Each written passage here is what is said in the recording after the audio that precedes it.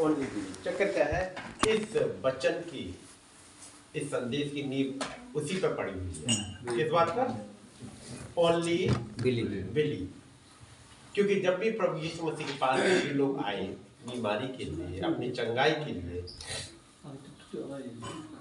बीमारी से जिसको चंगाई चाहिए थी, प्रभु ने पूछा क्या तू विश्वास करता है? क्या तुझे विश्वास है? हर एक से ये पूछा क्या तुझे चंगा हो जाने का विश्वास है?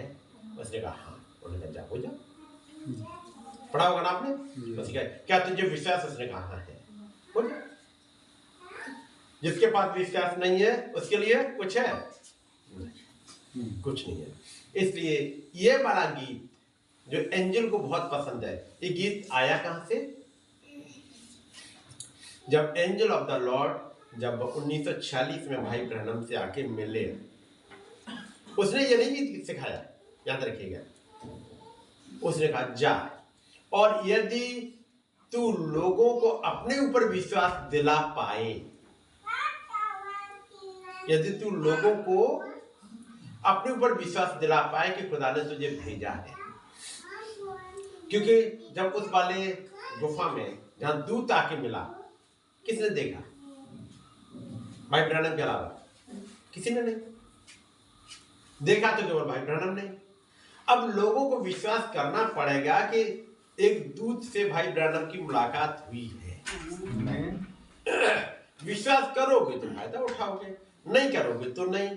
अब भाई ब्रैनम वहां से आते हैं तो दूत से मुलाकात करके, और उस दूत ने 2 चिन्ह भी दिए कि जब हाथ पकड़ोगे तो तुम्हें बीमारी पता लग जाएगी, और अगला लोगों के भेदों को जाने। ये 2 चिन्ह दिए, लेकिन जरूरी था कि लोग विश्वास करें।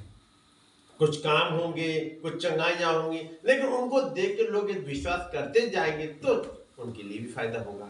इसलिए दूसरा कहा यदि तू अपने ऊपर लोगों का विश्वास ला सके तो उनके लिए हो जाएगा। और फिर जिसने विश्वास किया इस नबी पर, उसकी सेवकाई पर, वो चंगाई और उद्धार पाते चले। क्योंकि यीशु मसीह ने यही कहा था, क्या तू विश्वास करता है? एक जन था जो विश्वास नहीं करता था, कर नहीं पा रहा था, करना चाहता था लेकिन कर नहीं पा रहा था। उसने कहा प्रभु मेरे अविश्वास का उद्धार कर, मेरा अविश्वास दूर कर दे। इसलिए जब उस दूत से मुलाकात करने के बाद में जब भाई ब्रैनम अपने चर्च जाते हैं, उस संडे जब वो पहुंच रहे हैं, उनकी कलीसिया जो गीत गा रही है वो ये गीत गा रही थी। गीत क्या था? Only believe. केवल इतना ही गाना नहीं है, ये गाना बहुत बड़ा है। ये पता है केवल इतना ही है क्या? ओनली बिलीव नहीं। यदि आपके पास गीत की किताब होगी, जो दिल्ली वाले चर्च की कोई किताब होगी आपके पास में होगा, चर्च में होगा। हाँ चर्च में होगा ना, उसमें देखेंगे तो पहला गाना है, उसका ये कोरस है, only believe, all things are possible, only believe. ठीक है ना? फिर आप विश्वास करते हैं कि वो महान खुदाबंद यहाँ है। उन्होंने कहा था कि जहां मेरे नाम से 2 या 3 इकट्ठे होते हैं, मैं उनके बीच में हाजिर होता हूं। ये उनका वायदा है। अब बच्चे बैठ जाओ, इसको पकड़ लो बेटा। देखो कि जब प्रेयर चल रही हो तो डिस्टर्ब करने से फिर बच्चों को नुकसान हो जाता है।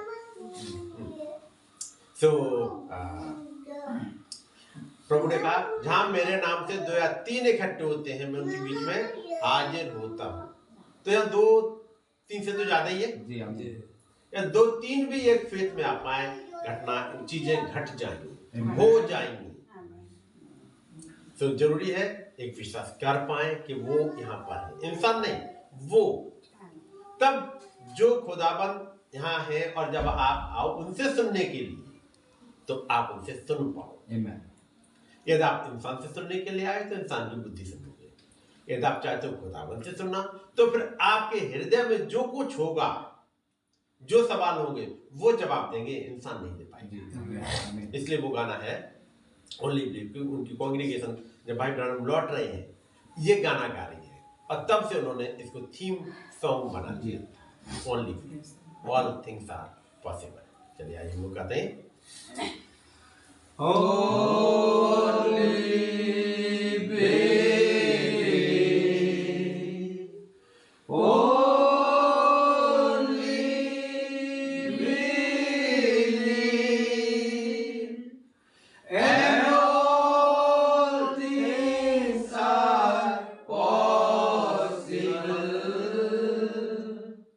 only will be. My Lord, I pray thee. My Lord, I pray thee. And all things are possible. My Lord, I pray thee. My Jesus is here. My Jesus is here. And all things are possible. My Jesus is here. आइए हम लोग खड़े हुए हैं, खुदावंत के वचन से निकालेंगे मत्ती की इंजील और उसका 6 अध्याय, Matthew chapter 6 verse 9 and 10. Matthew chapter 6 verse 9 and 10. केवल 2 आयतें पढ़ेंगे। अतः तुम इस रीति से प्रार्थना किया करो, हे हमारे पिता, तू जो स्वर्ग में है, तेरा नाम पवित्र माना जाए, तेरा राज्य आए, तेरी इच्छा जैसी स्वर्ग में पूरी होती है वैसे ही पृथ्वी पर भी हो। दुआ करेंगे। प्यारे प्रभु, एक बार फिर से आपके चरणों में आए, हमारी मदद कीजिए। आपका ही नाम मुबारक। सारा आदर, सारी महिमा आपको ही मिले। प्रभु, आप ही आए, सिखाएं, समझाएं, आपकी ही मर्जी पूरी होने पाए। इन तमाम भाई बहनों के लिए जो कि आपकी सुनने के लिए आए हैं, प्रभु आप ही आइएगा, इन लोगों से बातचीत करिए। प्रभु, मैं साइड होना चाहता हूँ ताकि आप आ सकें, अपने वचन को ले सकें और हमसे बातचीत कर सकें।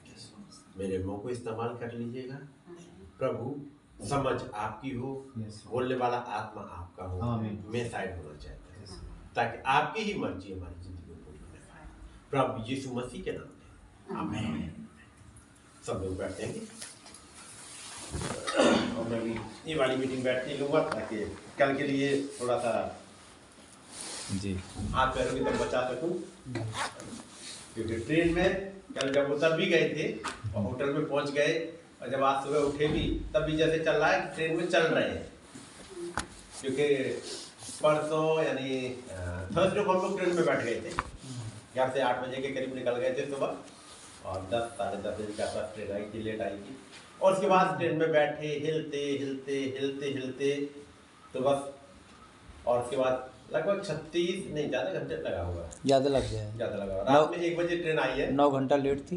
हाँ 9 घंटे, तो करीब 36 या 40 घंटे के आसपास हो गए ट्रेन में चलते, यानी कंटिन्यू हिल रहे हैं। तो फिर वो वाइब्रेशन जो चल रहे होते हैं वो चलता रहता है। तो पता लगा सुबह भी हिलते रहे, सो के उठे। तो आज मैं चाहूँगा अभी बैठ के मीटिंग ले पाऊँ ताकि कल के लिए चर्च के लिए थोड़ा सा बचा रह सके दम, है ना। खुदावंत का नाम मुबारक हो। खुदावंत ने दया करी और एक सुबह की उस मीटिंग में हम लोग को इकट्ठा होने का फजल दिया। और जहाँ तक मैं सोचता हूँ कि जो कुछ लोग हैं जिन्होंने कुछ चीज़ें समझी होंगी, है कि नहीं। नए लोग थे, मैंने स्टार्ट तो किया था, लेकिन जब देखा कि नए लोग ज़्यादा हैं तो फिर थोड़ा सा नीचा, यानी जैसे कुछ बेसिक चीज़ों पर लाना पड़ा ताकि वो लोग भी थोड़ा सा और आगे आ पाए एक लेवल पे जी। नहीं तो पता लगेगा कि वो बोलते चले गए और समझ में कुछ नहीं आया। लेकिन जब स्टार्ट किया था मैं चाहूँगा कि वो चीज़ें कुछ आगे कंटिन्यू करी जाए, ठीक है नहीं। सुबह का हिस्सा आपने देखा था और इस समय ज़्यादातर लोग मैसेज के पुराने हैं।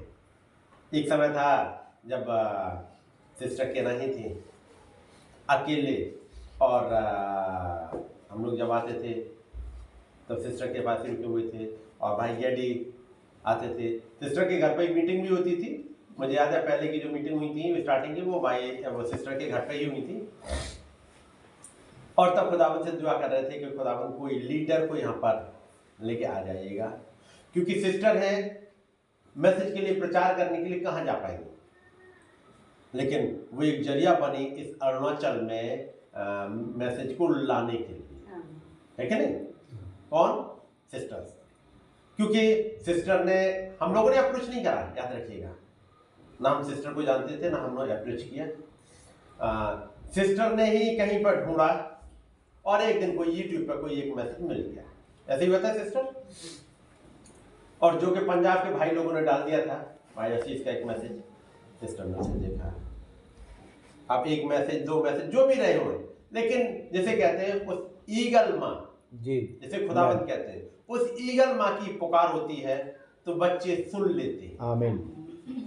तो उन्होंने, सिस्टर ने उस आवाज को देख लिया, क्योंकि यूट्यूब पर तो मेरे मैसेज हर तरह के प्रचारक आपको मिल जाएंगे, केवल क्रिश्चियन प्रचारक नहीं, हिंदू प्रचारक, मुस्लिम प्रचारक, हर कोई प्रचारक वहां पड़ा हुआ है यूट्यूब पे, है कि नहीं?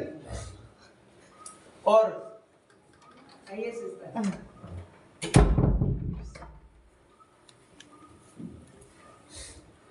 जब वहां पर इतने ज्यादा वो हुए, लेकिन सिस्टर ने एक मैसेज खुदाबंद ने जैसे कहा खींचा और वो एक हिस्सा पकड़ में आ पाया। सिस्टर ने वहां से फोन नंबर ढूंढा, अप्रोच किया कि ये वाला मैसेज कहाँ है, कैसे मिल सकता है, और फिर चलते चलते कांटेक्ट होने मिल गया भाई राजीव का।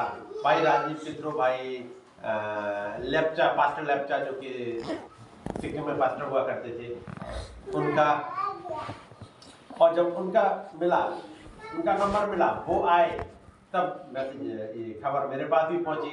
भाई राजीव ने मुझसे भी कहा भैया आप भी जाके एक बार विजिट कर लीजिएगा। तब मैं आया।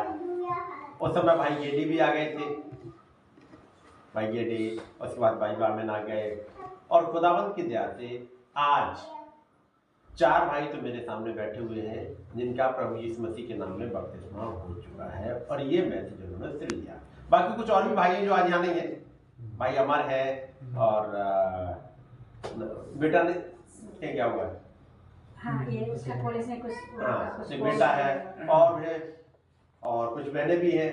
तो खुदावंत की दया से एक ग्रुप है, एक झुंड है छोटा सा, जिसे खुदावंत ने निकाला, खींच के निकाला। और याद रखिएगा, आप अपनी मर्जी से ना आ सकते थे इस मैसेज में, कोई भी नहीं आ सकता, क्योंकि यीशु मसीह ने कहा जब तक पिता खींच ना ले कोई भी मेरे पास नहीं आ सकता। ठीक है नहीं? जब तक पिता खींच ना ले। तो यदि कोई अपनी मर्जी से आया तो ये वचन ही है निकाल के बाहर कर देता जी। यदि कोई अपनी मर्जी से आ जाए तो वचन उसे रखता नहीं है, याद रखिएगा। जब आप पढ़ोगे मत्ती की इंजील उसके 22वें अध्याय में 22 में एक ब्याह का भोज है, उसमें एक पर्सन है जो ब्याह का वस्त्र पहने बगैर चला आया। तो उस भोज का जो मालिक है वो पूछ रहा है, हे दोस्त तू यहाँ क्यों चला आया, हे मित्र तू यहाँ क्यों चला आया, कैसे आ गया तू? फिर कहा इसे निकालो और बाहर। पढ़ा है आपने? तो उस वाले ब्याह के भोज में ऐसे ही कोई नहीं आ जाता। यदि किसी ने आकर के बपतिस्मा ले भी लिया ऐसे ही अपनी मर्जी से, कोई बात नहीं, हम भी ले लेते हैं, बाहर निकल जाता है। समोन जादूगर के बारे में आप पढ़ोगे, उसने देखा कि यहाँ तो बड़े मिरेकल होते हैं, आया, उसने बपतिस्मा ले लिया, लेकिन एक मोड़ निकल ही गया। समोन जो कि जादूगर था, जिसके लिए आप प्रिंसिपल में पढ़ोगे, तो इस वचन में वही टिक पाता है जिसके लिए खुदावंद ने एक थियोफनी रखी, जिसके लिए वहां घर बनाया है।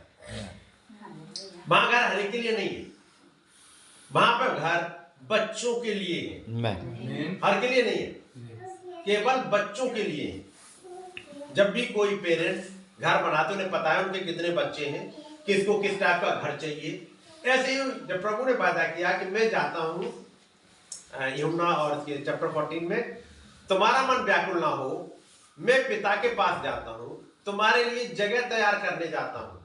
तो नहीं ये भी पता होगा कितने बच्चे आएंगे जी जिनके लिए थियोफनी देनी है जी। ऐसा नहीं है कि यहाँ तो बुला लिया, थियोफनी है ही नहीं, अब बेटा तुम ऐसे ही घूमो, ऐसे नहीं करते हो। और जिसका वहां घर है उसको वो ढूंढ के ले आए। तो याद रखिएगा कि जिनको खुदाबंद ने बुलाया इस वचन में बने रह जाए। उथल पुथल खूब मचती है, ठीक है नहीं? जैसे आप कभी कभी देखोगे यहाँ पे छोटे से झुंड में कभी उथल पुथल मचती है, झगड़े हो जाते हैं। क्या ऐसा दूसरी जगह नहीं होता? हर जगह होता है। जब दिल्ली के चर्च की आप मीटिंग सुनते होगे तब वहां के पास्टर डांट रहे होते हैं कई एक बार, इतने बड़े चर्च में और इतने बढ़िया पास्टर उनके, और लोग उन्हें भी धोखा देने की कोशिश करते हैं, देते। तो ये वाले हालात हर जगह चलते रहते हैं। मैं ये नहीं कह रहा कि वो लोग जो धोखा दे रहे थे या अपनी चालबाजियां चल रहे थे वो दुष्ट की संतान थे, मैं ये नहीं कह रहा हूं। मैं कह रहा हूं ये झगड़े चलते रहते हैं। ये झगड़े चलते क्यों हैं? क्योंकि उस डेविल की निगाहें, जिसका नाम लूसीफर है, उसकी निगाहें बाकी दुनिया पे, तो उसे चिंता नहीं करने की जरूरत है। वहां चिंता करने की जरूरत होती है जहां उसके कब्जे से, कंट्रोल से लोग निकल रहे हैं। नहीं जी। अभी आप देखोगे, जब मैं एक और एग्जाम्पल लूं, अरुणाचल में ऊपर एक जगह है तबांग करके कुछ जगह है, यहाँ पर इंडियन आर्मी और चाइना की आर्मी में झगड़ा चल रहा था। और सारी की सारी, जैसे जहां झगड़ा हल्का सा हुआ, कुछ लोग उधर से घुसे तो इधर से कुछ ज्यादा बड़े थे। उधर वालों ने अपनी आर्मी चाइना ने बुलाई तो इंडिया ने भी अपनी आर्मी बुलाई। सारी आर्मी इंडिया वाले भी वहीं लेके जा रहे हैं और वो चाइना वाले भी लेके आ रहे हैं, दूसरी जगह से हटा दे रहे हैं। कारण ये खतरे वाली जगह है, इस वाली जमीन पर कब्जा हो रहा है। जिस जगह पर कब्जा हो रहा है वहां पर आर्मी कुछ ज्यादा ही जा रही होती है, और जहां पर पहले ही इंडियन गवर्नमेंट के हाथ में चीजें हैं तो क्या दिक्कत है? वहां तो कोई झगड़ा है नहीं, वहां से आर्मी हटाई जा सकती है, दूसरी जगह लगाई जा सकती है। तो जब आप जो कि दुनिया में थे उस डेविल के कंट्रोल में थे, हम सब थे वहीं के वहीं उसी के कंट्रोल में, लेकिन जैसे ही खुदावंद ने निकाला, ये जो निकल रहे हैं इसके लिए डेविल पूरी चाल लगा देगा। हर एक आर्मी इनके लिए लगेगी। इसलिए जब खुदावंद ने अपने बच्चों को जब निकालना स्टार्ट किया, नबी ने समझाया डेविल की हर एक बंदूक खुदा के बच्चों के ऊपर तनी हुई होती है। क्या चीज तनी हुई होती है? बंदूक। खुदा के बच्चों पर उस डेविल की हर एक बंदूक तनी हुई होती है। तब नबी एक मैसेज से समझाते हैं कि यदि कोई भी एक प्रचारक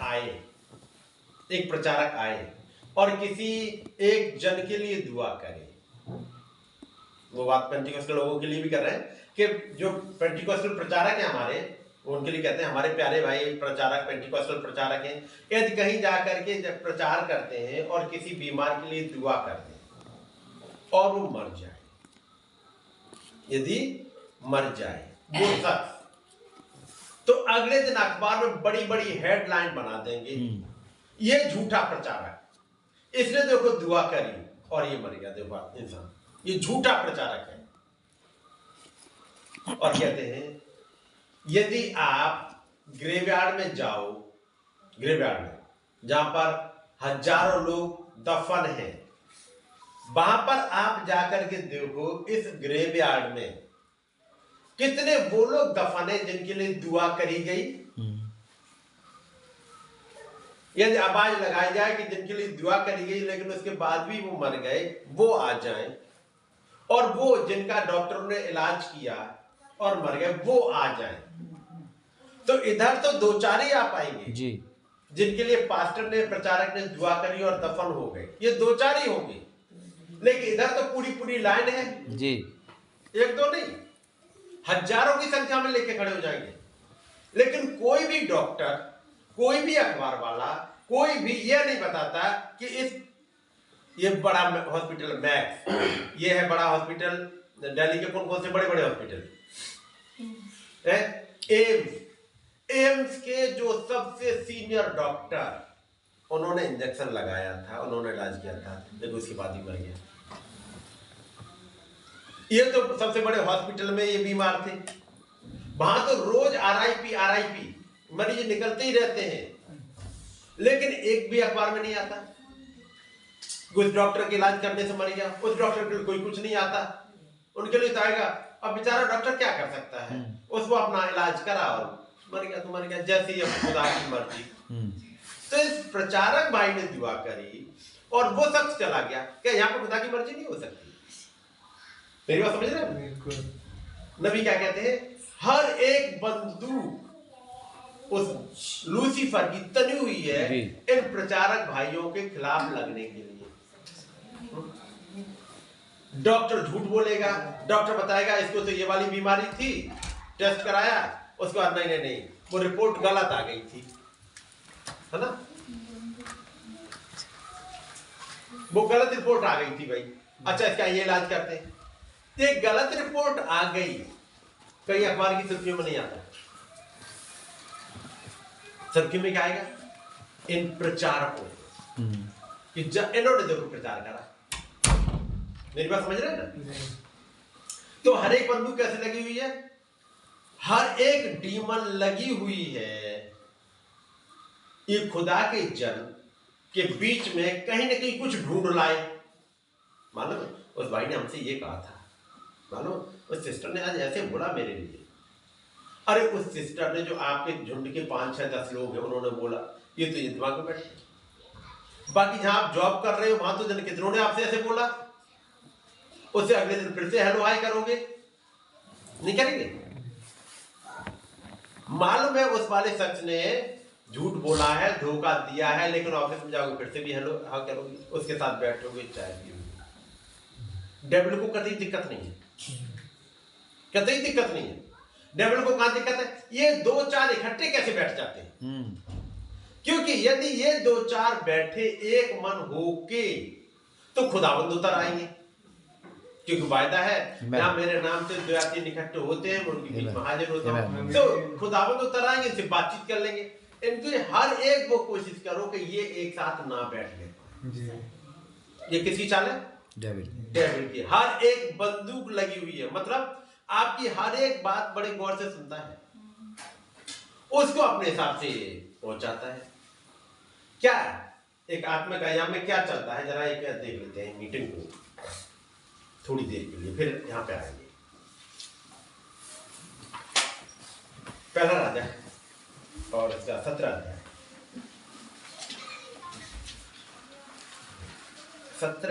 1 किंग चैप्टर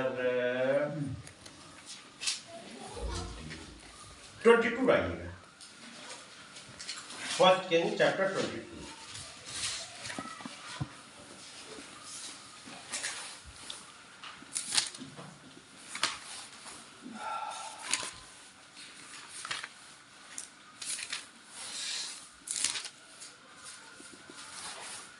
ताकि चीज समझ में आ पाए, खुदा का राज्य और डेविल का राज्य चलता क्या था। चैप्टर 22 पहला राजा 22वां अध्याय।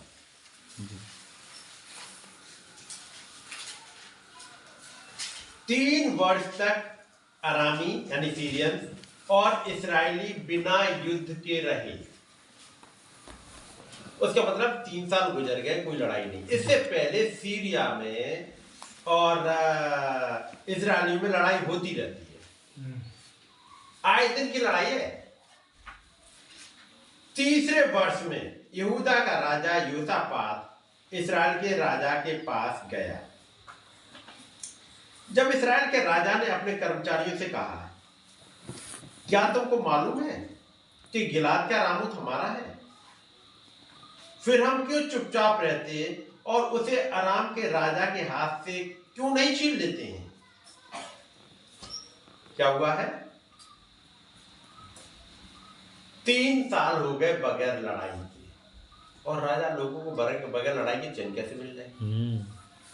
तीसरा साल जैसे ही स्टार्ट हुआ, यहूदा का राजा यहोशापात इस्राएल के राजा के पास गया है। ठीक है नहीं? आज लिखे क्या 3 वर्ष तक कोई लड़ाई नहीं है, यानी इस 3 वर्ष के बाद लड़ाई स्टार्ट होगी। ये यहूदा का राजा यहोशापात कब जा रहा है? पढ़िएगा सेकंड वर्ष, सेकंड वर्ष, तीसरे वर्ष में लड़ाई कब होगी? After 3 years. लेकिन 3 इयर्स कंप्लीट नहीं हुए, उससे पहले ही ये यहूदा का राजा यहोशापात आ रहा है। मेरी बात समझिए? जैसे मैं एक एग्जाम्पल ले लूं, अभी चल रहा 2025, तो 2022 से ले लें, 2022 से और 2025 तक, यही महीना ले लें, ये मार्च चल रहा है, 3 साल तक लड़ाई नहीं हुई। तो कब से लड़ाई नहीं हुई है? मार्च 2022 से, मार्च 2022 से 2023, 2023 से 2024, 2024 से 2025। ठीक है, लड़ाई नहीं हुई। लेकिन इस लड़ाई की जड़ कहां से स्टार्ट हो रही है? 3 साल बाद नहीं, तीसरे साल में जी। ये कुछ ऐसा होगा कि जहां 3 साल कंप्लीट हुए तब तक वहां लड़ाई स्टार्ट हो जाएगी। अभी लड़ाई नहीं स्टार्ट हुई है, ये नहीं लिखा 3 साल के बाद यहूदा का राजा यहोशापात गया। यहूदा का राजा कब जा रहा है? तीसरे साल में, यानी 2 साल कंप्लीट हो गए हैं, तीसरा साल कंप्लीट नहीं हुआ है, उससे पहले ही यहूदा का राजा यहोशापात जा रहा है। पहली लाइन और दूसरी लाइन का अंतर समझ गए? तो भाई राजू क्लियर हुआ? चलो मैं मार्च के महीने पर नहीं आता, थोड़ा सा और पीछे चलता हूं।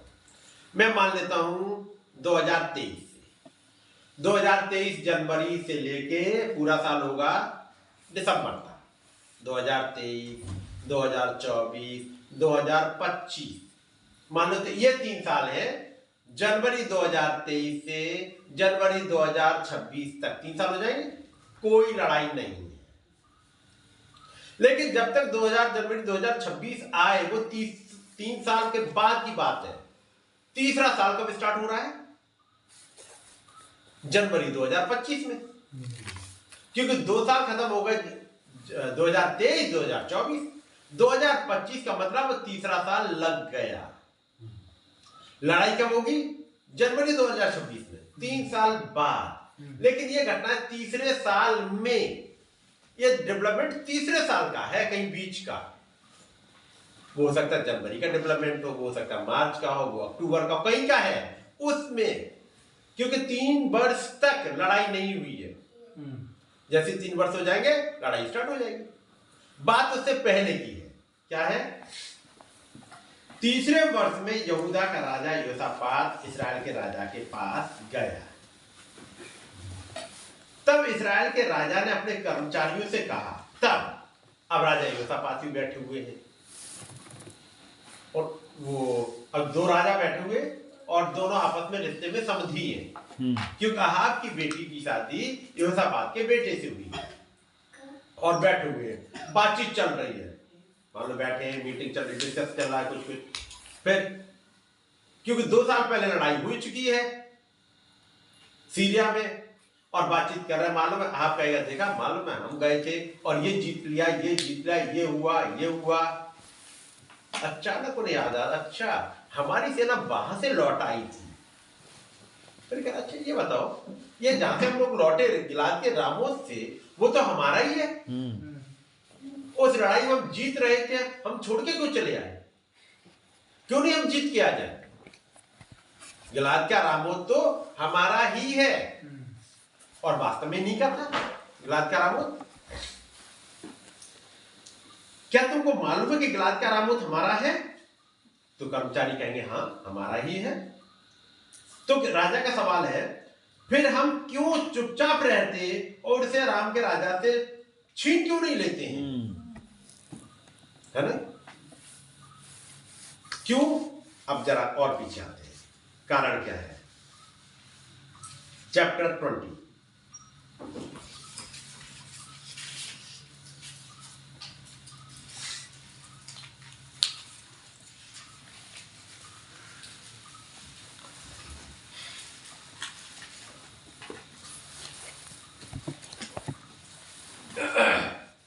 First verse. अराम के राजा बेन हदद ने अपनी सारी सेना इकट्ठी की, उसके साथ 32 राजा और घोड़े और रथ थे। उन्हें संग लेकर उसने सिमरोन पर चढ़ाई की और उसे घेर के उसके विरुद्ध लड़ा। तब उसने नगर में इस्राएल के राजा आहाब के पास दूतों को यह कहने के लिए भेजा, बेन हदद तुझसे यो कहता है, तेरा चांदी सोना मेरा है, तेरी स्त्रियां और तेरे बच्चों में जो जो तम है वो भी सब मेरे हैं, है ना। इस्राएल के राजा ने उसके पास कहला भेजा, हे मेरे प्रभु, हे राजा, तेरे वचन के अनुसार मैं और मेरा जो कुछ है सब तेरा है। उन्हीं दूतों ने फिर आकर कहा, बेन हदद तुझसे यो कहता है, मैंने तेरे पास ये कहला भेजा था कि तुझे अपने चांदी सोना और स्त्रियां और बालक भी मुझे देने पड़ेंगे, परंतु कल इसी समय में अपने कर्मचारियों को तेरे पास भेजूंगा और वे तेरे और तेरे कर्मचारी के घरों में ढूंढ ढांड करेंगे और तेरी जो जो मनभावनी वस्तुएं निकाले उन्हें वे अपने अपने हाथ में लेकर आएंगे। अराम के राजा यानी सीरिया के राजा ने 32 राजाओं को इकट्ठा किया है, एक तो नहीं 32 राजा इकट्ठे होकर के जा रहे हैं। 32 से और खुद एक और कितने राजा हो गए, 33 राजा इकट्ठे होकर एक लड़ाई के लिए जा रहे हैं। जब 33 राजा जा रहे हैं तो छोटी लड़ाई नहीं है। उन्होंने जाकर के इस्राएल को घेर लिया, लड़ाई करी, और इतनी बड़ी आर्मी के सामने इस्राएल अब चूंकि घिरा हुआ है देश, लगभग कंप्रोमाइज की हालत में आ गया है। तब बेन हदद दूतों को भेजता और कहता है, जो देख तेरे सारे सोना चांदी मेरा है, तेरे बाल बच्चे सब मेरे हैं। उन्होंने कहा ठीक है भाई, मान लेते सब तुम्हारी है, हमने तुम्हारी अधीनता स्वीकार कर ली। इसने राजा ने कहा हमने तुम्हारी अधीनता स्वीकार कर ली, सब तेरे ही। ये कहे उन्होंने बताया हाँ अधीनता स्वीकार कर ली। तो बेन हदद फिर से भेजता, कह रहा है कि जब मेरे ही है तो मेरे कर्मचारी जाएंगे, तेरे यहां से सब कुछ ले आएंगे, तेरी स्त्रियों को, तेरे बेटों को, तेरी बेटियों को, तेरे सोना अब सब लेके आएंगे। तूने मान लिया मेरे हैं, अब हमारे कर्मचारी ले जाएंगे। अब तक तो एक अधीनता स्वीकार करना था। जैसे ये बात हो गई, हाँ मान लेते भाई आपकी, आप बड़े हम छोटे, आप लड़ाई जीत गए, तो कहता अब जीत ही गए तो फिर हमारा सामान दो हमारा। अब इस वाली नौबत पर पहुंचा दिया। तब वो अपने पुरानियों को बुलाता है, ये आहाब। तब इस्राएल के राजा ने अपने देश के सब 7th वर्ष है पुरानियों को बुलवा कर कहा, सोच विचार करो कि वो मनुष्य हमारी हानि ही का अभिलाषी है। उसने मुझसे मेरी स्त्रियां, बालक, चांदी, सोना मंगा भेजा है और मैंने इनकार ना किया। तब सब पुरानियों और सब साधारण लोगों ने उसे कहा, उसकी ना सुनना और ना मानना। अच्छा ठीक है, जब नहीं मानना तो अगले दिन लड़ाई हो जाएगी स्टार्ट। 13th वर्ष, क्योंकि वो बेन हदद के पास भेज दी कि भाई ऐसी बात नहीं है, ऐसे नहीं होगा। तब फिर वो गुस्से में आ गया। तब खुदाबंद ने एक नबी को भेजा। 13th वर्ष, तब एक नबी ने इस्राएल के राजा आहाब के पास कहला भेजा, यह बात तुझसे यो कहता है, ये बड़ी भीड़ जो तूने देखी है उस सब को मैं आज तेरे हाथ में कर दूंगा, इससे तू जान लेगा कि मैं यहोवा हूं। आहाब ने कहा किसके द्वारा? उसने कहा यहोवा यो कहता है, प्रदेश के हाकिमों के सेवकों के द्वारा। लड़ाई कैसे जीत जाओगे? कोई बड़े बड़े नहीं जाने, प्रदेश के जो हाकिम है ना, उनके जो सेवक, उन्हीं को भेज दे, मैं उन्हीं से जितवा दूंगा तुझे। इधर कितने राजा आए? 32 राजा आए। 15 वर्ष, तब उसने प्रदेशों के हाकिमों के सेवकों की गिनती ली और वे 232 निकले। उसके बाद उसने सब इस्राएली लोगों की गिनती ली और वे 7000 निकले। उधर 32 राजा हैं और इधर उनकी आर्मी कितनी निकली? 7000। 232 तो वो अधिकारी गण यानी मतलब जिसे कहते बड़े बड़े अधिकारी निकले, लेकिन 7,000 इसराइली निकले। अब 7,000 इसराइलियों से लड़ाई होगी, वहां 32 राजा है और यहाँ 7,000। खुदावंद ने कहा तुम भेज देना, और वे गए। और फिर आगे के पढ़ते हुए मैं पहुंच रहा हूं, उस राजा ने कहा 18 वर्ष में, उसने कहा चाहे वे मेल करने को निकले हो चाहे लड़ने को, तो अभी उन्हें जीवित ही पकड़ लो, क्योंकि कुछ मनुष्य निकले आ रहे हैं। उसके ऊपर क्या लिखा, थोड़े से लोग, यानी 7,000 लोग आ रहे हैं। तो सोचा शायद मेल मिलाप करने आए हो। बेनदर ने कहा अच्छा मेल मिलाप करने आए, चाहे कुछ भी आए। उनके जवाब अच्छे थे, उन्हें पकड़ लेंगे, उन्हें निपटा लेंगे। 19 तब प्रदेश के हाकिमों के सेवक और उसके पीछे की सेना के सिपाही नगर से निकले, और वे अपने अपने सामने के पुरुष को मारने लगे और अरामी भागे, और इस्राएल ने उसका पीछा किया। और अराम का राजा बेनहदद सवारों के संग घोड़े पर चढ़ा और भागकर बच निकला। तब इस्राएल के राजा ने भी निकलकर घोड़ और रथों को मारा और अरामियों को बड़ी मार से मारा। लड़ाई जीत गए। लोग कितने? 7,000। 22 वर्ष। तब उस नबी ने इस्राएल के राजा के पास जाकर कहा, जाकर लड़ाई के लिए अपने को दृढ़ कर और सचेत होकर सोच कि क्या करना चाहिए, क्योंकि नए वर्ष के लगते ही अराम का राजा फिर तुझ पर चढ़ाई करेगा। यानी 1 साल नहीं बीतेगा, ये अगली लड़ाई भी बहुत तेज आएगी, बहुत जल्दी आएगी।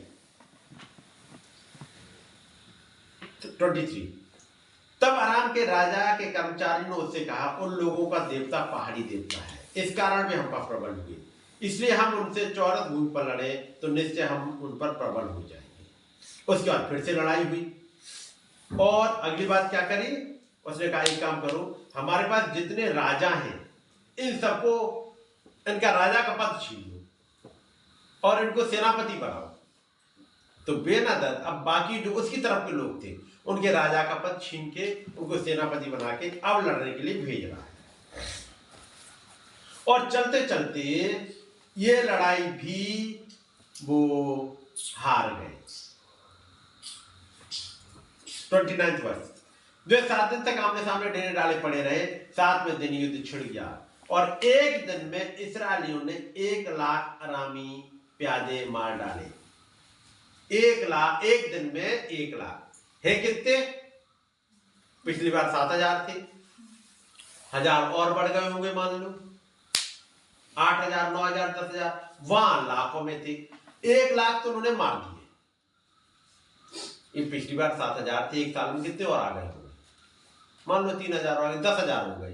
10,000 ने 1 लाख तो मार दिया। आगे जो बच गए वो अपेक को भागकर नगर में घुसे, और वहां उन बचे हुए लोगों में से 27,000 पुरुष शहरपनाह की दीवार के गिरने से दबकर मर गए। एक सिटी में घुस गए, वहां 27,000 उस दीवार से मर के, वो दब के मर गए। यानी ये आर्मी लगभग खत्म हो गई। ठीक है, अब आगे फिर इसने एक बाचा बांध दी। बाचा बांधने के बाद अब कोई घटनाओं को मैं नहीं पढ़ा, पहली लड़ाई स्टार्ट हुई, 1 दिन में जीत गए। अगली लड़ाई थोड़ी सी ज्यादा चली, और 7वें दिन यानी जिसने लड़ाई स्टार्ट करी, 1 दिन में 1 लाख मार दिए, 27,000 गिर के दीवार गिर के मर गए, खत्म। इतनी बड़ी जीत आ गई। ये जीत क्या अहाब ने खुद कर ली थी? खुदाबंद ने दिलवाई जी, है नहीं? ठीक है, अब क्या हुआ? उसके बाद आता है 21वां अध्याय। नाबोत नाम एक इजरायली के एक दाकी बारी थी, उस दाकी बारी में पड़ा होगा बात। उसको फिर इजाबेल ने कुछ अपना वो एक चिट्ठी लिख के और नाबोत के खिलाफ झूठ बोलवा के मरवा दिया, उस नाबोत की बारी पे कब्जा कर लिया।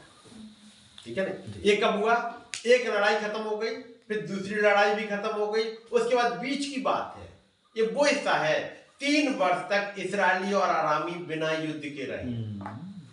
ये उस बीच की घटना चल रही है जी, समझ रहे ना? उस बीच वाले हिस्से में ये इजरायली नाबोत आ जाता है, जिससे कहा जा रहा है अपनी दाग की बारी मुझे दे दे जी। और अहाब कह रहा है, और इजराइल नाबूत नहीं देता है और उसे झूठा ब्लेम लगा के उसे मरवा देता है। तब एलिया आता है और एलिया कहता है, अब एलिया वाला देखते हैं, इसी का 21 चैप्टर का 17 पे आ गया और आगे चलते हुए, हाँ ठीक है 17 से। तब यहोवा का यह वचन तिस्बी एलिया के पास पहुंचा, चल सोमरोन में रहने वाले इस्राएल के राजा अहाब से मिलने को जा, वो तो नाबोत की दाग की बारी में है, उसे अपने अधिकार में लेने को वहां गया है, और उससे ये कहना कि यहोवा यूं कहता है, क्या तूने घात किया और अधिकारी भी बन बैठा। फिर तू उसे ये भी कहना कि यहोवा यूं कहता है कि जिस स्थान पर कुत्तों ने नाबोत का लहू चाटा, उसी स्थान पर कुत्ते तेरा भी लहू चाटे। ठीक है नहीं? ये जाकर के अब अहाब को बता दे। टाइम कौन सा है? लड़ाई, पहली लड़ाई खत्म हो गई, दूसरी लड़ाई खत्म हो गई, अब उस लड़ाई के बाद अगली लड़ाई आई। ये लड़ाई के बीच में थोड़ा सा टाइम मिल गया है।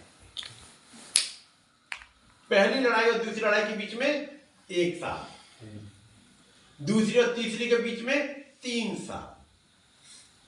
अब लड़ाई खत्म हो गई।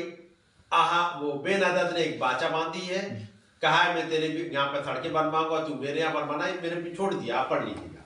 उसके बाद इसी बीच में उधर सड़कें भी बन रही हैं, सब कुछ चल रहा है और लड़ाई नहीं है। अब इस लड़ाई को कोई स्टार्ट कर रहा है जी, क्योंकि बेनहदद स्टार्ट नहीं करेगा, सीरिया का राजा नहीं करेगा, क्योंकि उसने एक बाचा बनवाई है। और बाचा कहां पर है? ये चैप्टर 20 की 34 वर्ष, ऊपर का बाकी पढ़ लीजिएगा। ये बाचा नहीं बंधनी चाहिए, उसने बाचा बांधी है। तब बेनहदद ने उससे कहा, जो नगर मेरे पिता ने तेरे पिता से ले लिए थे उनको मैं फेर दूंगा, और जैसे मेरे पिता ने सोमरोन में अपने लिए सड़कें बनवाई, वैसे ही तू दमिश्क में सड़कें बनवाना। आपने कहा, मैं इसी बाचा पर तुझे छोड़ देता हूं। तब उसने बेनहदद से बाचा बांधकर उसे स्वतंत्र कर दिया। बाचा बंध गई। अब लड़ाई आपस में नहीं होगी, इसलिए अब 3 साल तक लड़ाई नहीं हो रही है। ठीक है नहीं? अब यहां तो 3 साल तक लड़ाई नहीं है, लेकिन ऐसी बीच में क्या हुआ? इसने इजरायली नाबोत को मरवा दिया, उसकी दाग की बारी ले ली। तब एलिया नबी ने जाकर के कहा, जिस जगह इजरायली नाबोत का खून चाटा है, उसी जगह कुत्ते तेरा भी खून चाटेंगे। ठीक है? इतना बैकग्राउंड क्लियर है? जो मेरा जो इतना क्लियर है ना? अब 2 साल बीत गए, तीसरा साल लगा। तीसरे साल में यहूदा का राजा यहोशापात मिलने आता है अहाब से। लड़ाई नहीं हो रही है, बाचा बन चुकी है, सब दोनों अपने अपनी जगह पर रह रहे हैं। अब अचानक वहां बैठे हुए तब बात कर रहा है ये अहाब, गिलाद का रामोत तो हमारा है। पढ़ रहे ना? जी जी, गिलाद का रामोत तो हमारा है, बाचा कौन तोड़ेगा? ये। तो हमसे ले क्यों नहीं लेते? 22 चैप्टर और 3rd वर्ष। तब इस्राएल के राजा ने अपने कर्मचारी से कहा, क्या तुमको मालूम है कि गिलाद का रामोत हमारा है? फिर हम क्यों चुपचाप रहते हैं, उसे आराम के राजा के हाथ से क्यों नहीं छीन लेते हैं? उसने यहोशापात से पूछा, क्या तू मेरे संग गिलाद के रामोत से लड़ने के लिए जाएगा? यहोशापात ने इस्राएल के राजा को उत्तर दिया, जैसा तू है वैसे ही मैं भी हूं, वैसा ही मैं भी हूं, जैसे तेरी प्रजा वैसे ही मेरी प्रजा है, जैसे तेरे घोड़े हैं वैसे ही मेरे भी। ठीक है? अब राजा यहोशापात ने कहा, ठीक है बिल्कुल चल देते। ये कह रहे गिलाद का रामोत तुम छीन क्यों नहीं लेते? लेकिन अभी तो तुम लोगों ने बाचा बांधी थी, अब छीनने की बात कहां से आ गई? तब यहोशापात कहता है, अच्छा ठीक है लड़ाई के लिए चलते हैं, लेकिन चलो खुदावंत के नबियों से पूछ लेते हैं। तब अहाब अपने 400 नबी लेके आ रहा है। पढ़ा होगा, इसलिए मैं पढ़ नहीं रहा हूं, नहीं तो आप पढ़ लीजिएगा। इन 400 नबियों ने बताया, हाँ तू जाके लड़ाई कर उस गिलाद के रामोत पे, और तू छीन के लेके आ जाएगा। राजा योसापात कहता है कि मुझे चीज समझ में आ नहीं रही, जैसे ये नबी बोल रहे हैं, आपके जो ट्रेंड पास्टर हैं, प्रचारक हैं 400, ये समझ में मेरे आ नहीं रहे, क्या खुदा का और कोई नबी नहीं है? तब किसी ने कहा, अहाब ही कह रहे हैं, हाँ एक और है जिसका नाम मीकाया है, लेकिन कभी भी मेरे माफिक वो बात कहता नहीं, मेरे खिलाफ ही बोलता रहता है। ये सब कुछ कब चल रहा है? अभी लड़ाई स्टार्ट नहीं हुई है, अभी तो प्लानिंग चल रही है। 3 वर्ष खत्म हुआ तब लड़ाई स्टार्ट हो जाएगी। उससे पहले वाले हिस्से में 2 साल के बीतने के बाद अब ये प्लानिंग चल रही है। कहां? जमीन पे। ठीक है। उसके बाद मीकाया आता है। मीकाया कहता है कि मैंने इस्राएल को बगैर चरवाहे के देखा है। ये पढ़ा होगा आप लोगों ने सबसे, जहां तक मैं सोचता हूं। आइएगा 22 चैप्टर इसी का, और इसकी 16th वर्ष। राजा ने उससे कहा, इस मीकाया की बात कर रहे हैं, मीकाया से कहा, मुझे कितनी बार तुझे शपथ धराकर चिताना होगा कि तू यहोवा का स्मरण करके मुझे सच ही कहे। क्योंकि जो दूत भेजा गया था मीकाया के पास, उससे ये कहा गया था, देख वो 400 नबी राजा के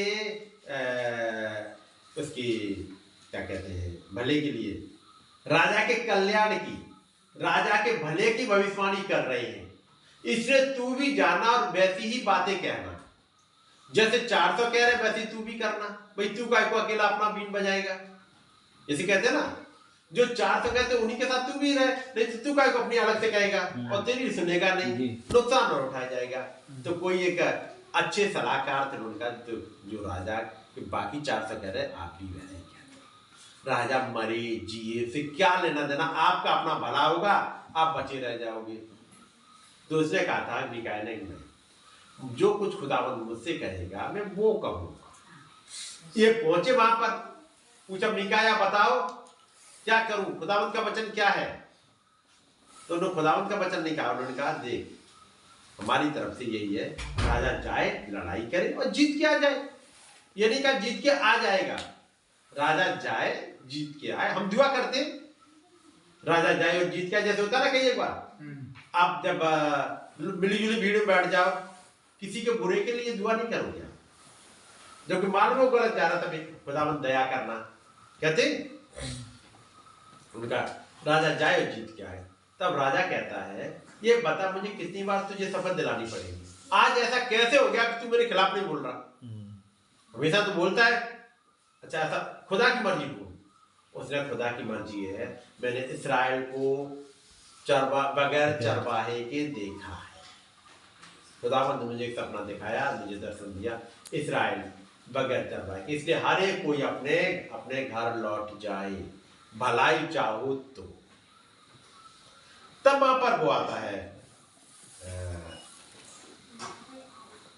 वो मीकाया बता रहा है 19th वर्ष, 18th वर्ष फिर से पढ़ देता हूं।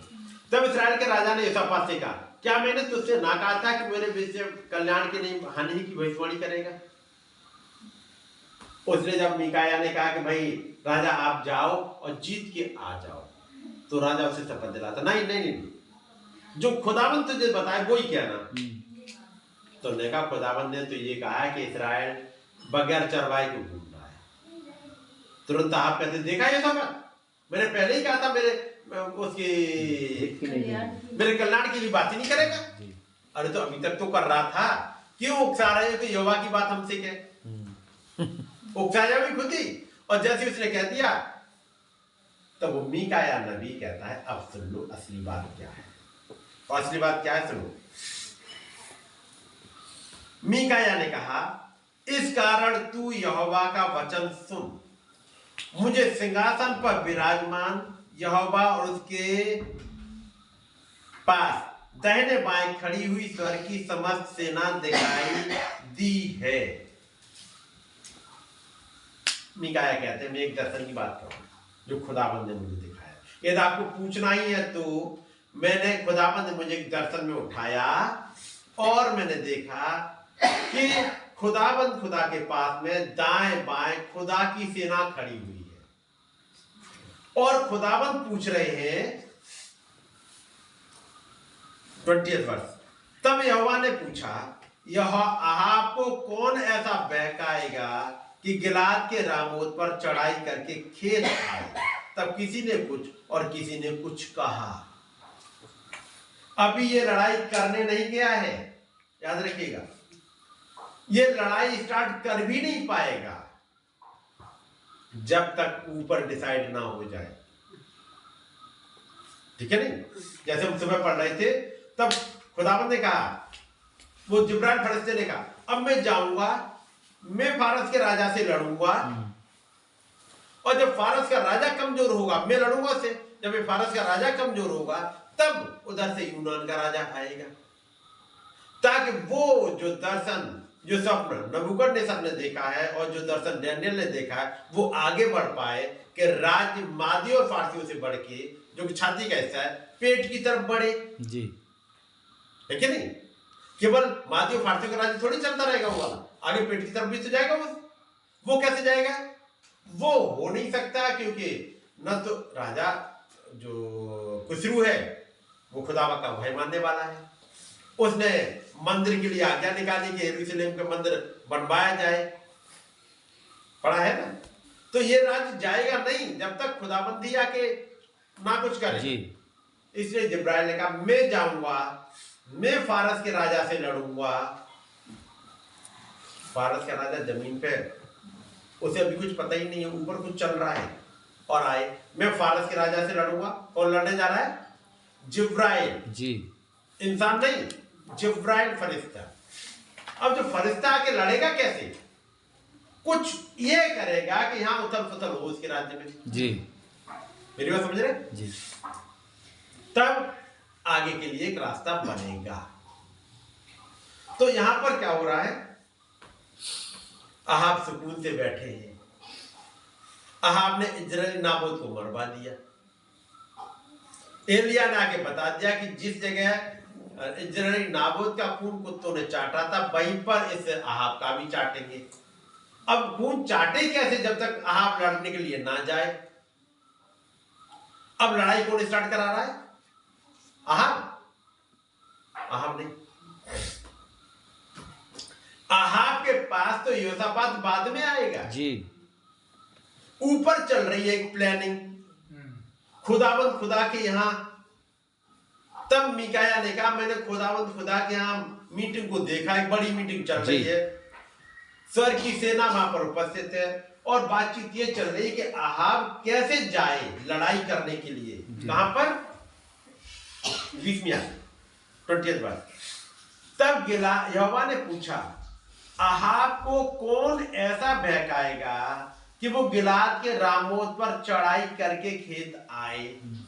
गिलाद के रामोत पर चढ़ाई करने का विचार इसके पास आए, ये कोई लाएगा? राजा अहाब के पास ऐसे आएगा नहीं। ये दुनिया में कोई विचार नहीं ला रहा, ये अहाब के दिमाग की उपज नहीं है। लोग सोचेंगे अच्छा अहाब की दिमाग की उपज थी। अहाब के दिमाग में आए उससे पहले कहां चल रहा है? वहां पर स्वर्ग में मीटिंग चल रही है। कौन ऐसा करेगा? क्योंकि इसने इजराइली नाबोत का खून बहाया है। जी जी, इस इजराइली नाबोत के खून का बदला मैं लूंगा। कौन ऐसा करेगा कि इस अहाब को वहां पहुंचाए? तो जो खुदाबंद के पास दूत है, किसी ने कुछ आइडिया दिया, किसी ने कुछ आइडिया दिया, उसमें से कोई भी ये आइडिया नहीं दे सकता कि मैं झूठ बुलवाऊं। क्योंकि जो खुदाबंद के पास जितने भी एंजल्स हैं वो ना झूठ बोलते हैं ना झूठ के सहारे चलते हैं। मेरी बात समझ रहे? ना तो वहां पर जिब्राइल ना बम्बोट, ये कोई भी झूठ के सहारे चलते ही नहीं। मीकाएल वगैरह जो खुदावंद के पास है वो कोई झूठ के सहारे चलते ही नहीं। झूठ के सहारे तो केवल एक चलता है, जो झूठा है, झूठों का पिता है, इसका नाम लूसीफर है। तो बातचीत चल रही, कौन अहाब को बहकाएगा। तो इन्होंने अपने अपने आइडिया दिए।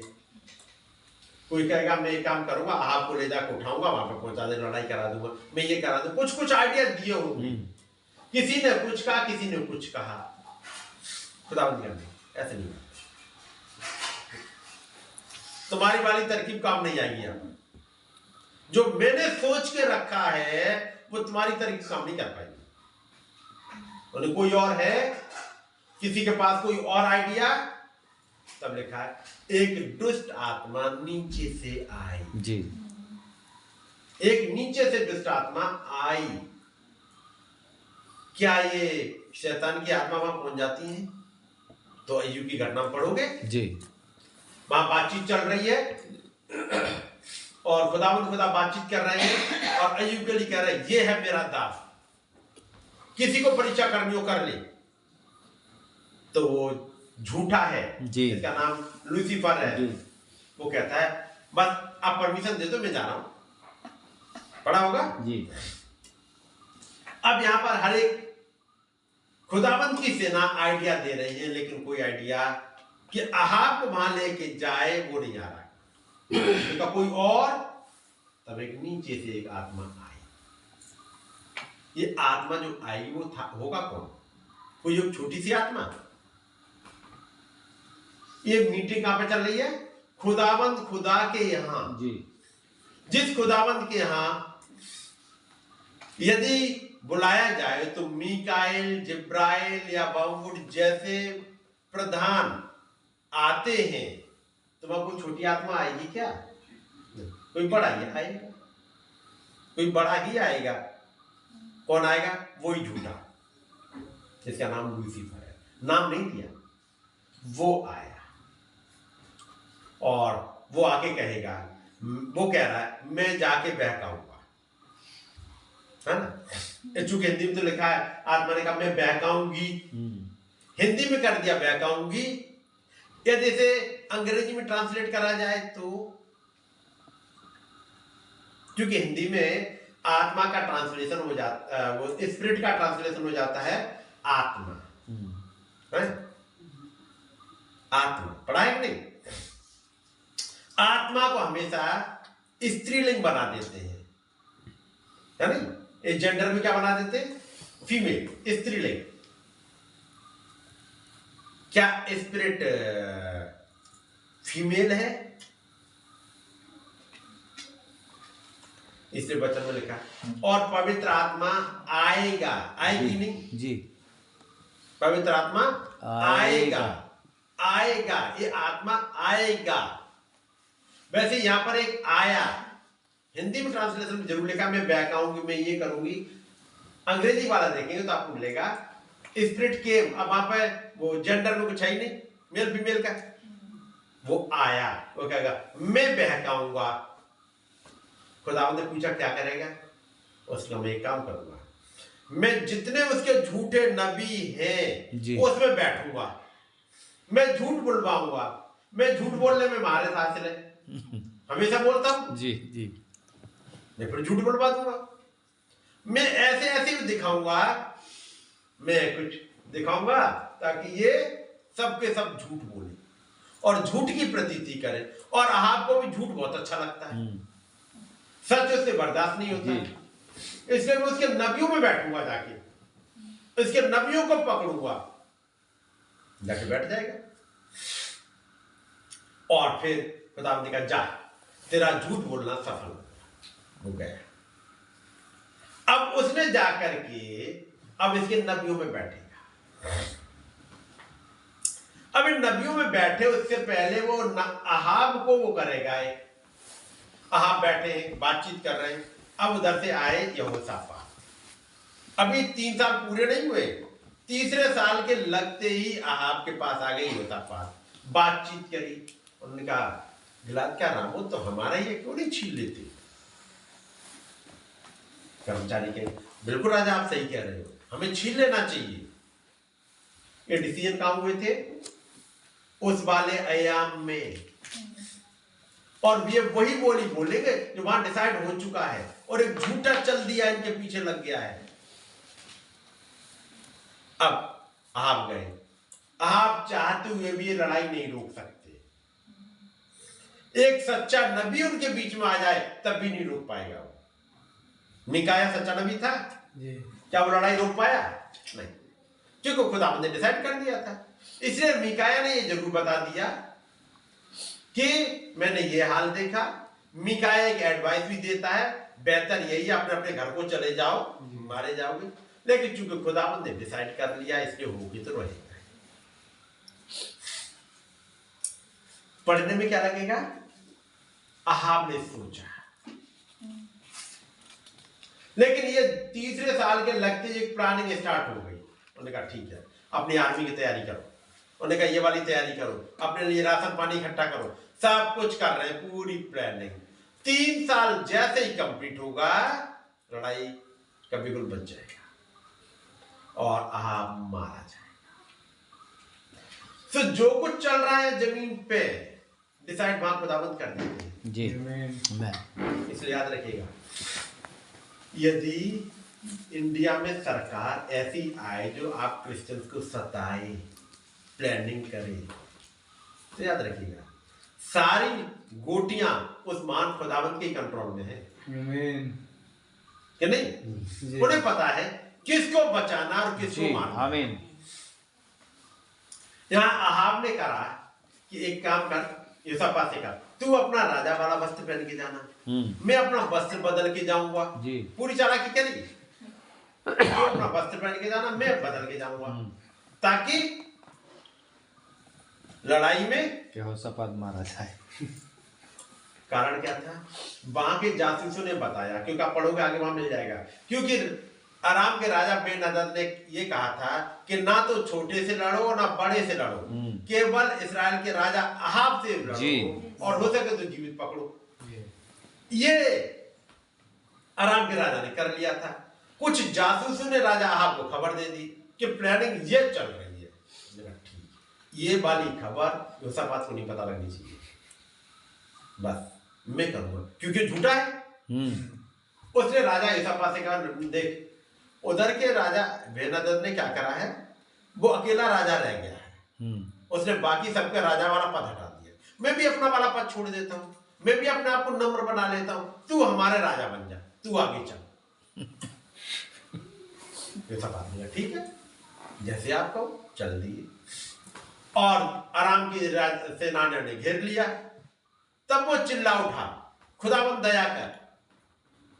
तब खुदावंद ने उसे बचाया। आमीन।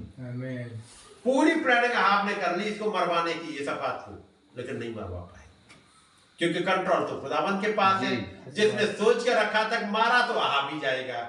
अहाब तू कितनी ही चाल चल ले, मारा तू ही जाएगा। यहोशापात नहीं मारा जाएगा, और नहीं मारा गया, बच गया। यहोशापात को वापस बाद में जब जाता है तो नबी एक फटकार लगाता है इसको, वो अलग हिस्सा है। तो आज जो कुछ भी चल रहा है, अब मैं इसी पे आऊं, कितनी लड़ाइयां हुई थी?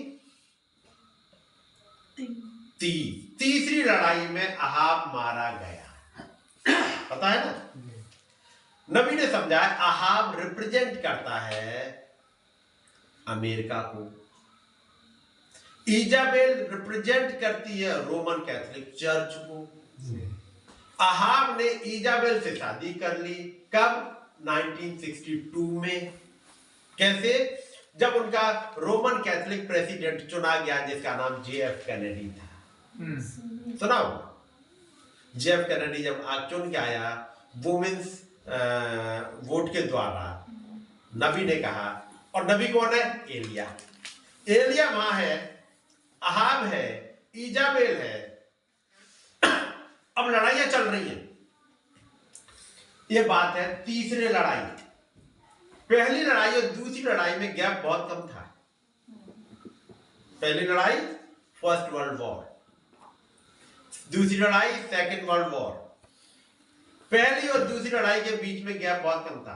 पहली लड़ाई स्टार्ट हुई 1914 में और दूसरी 1939।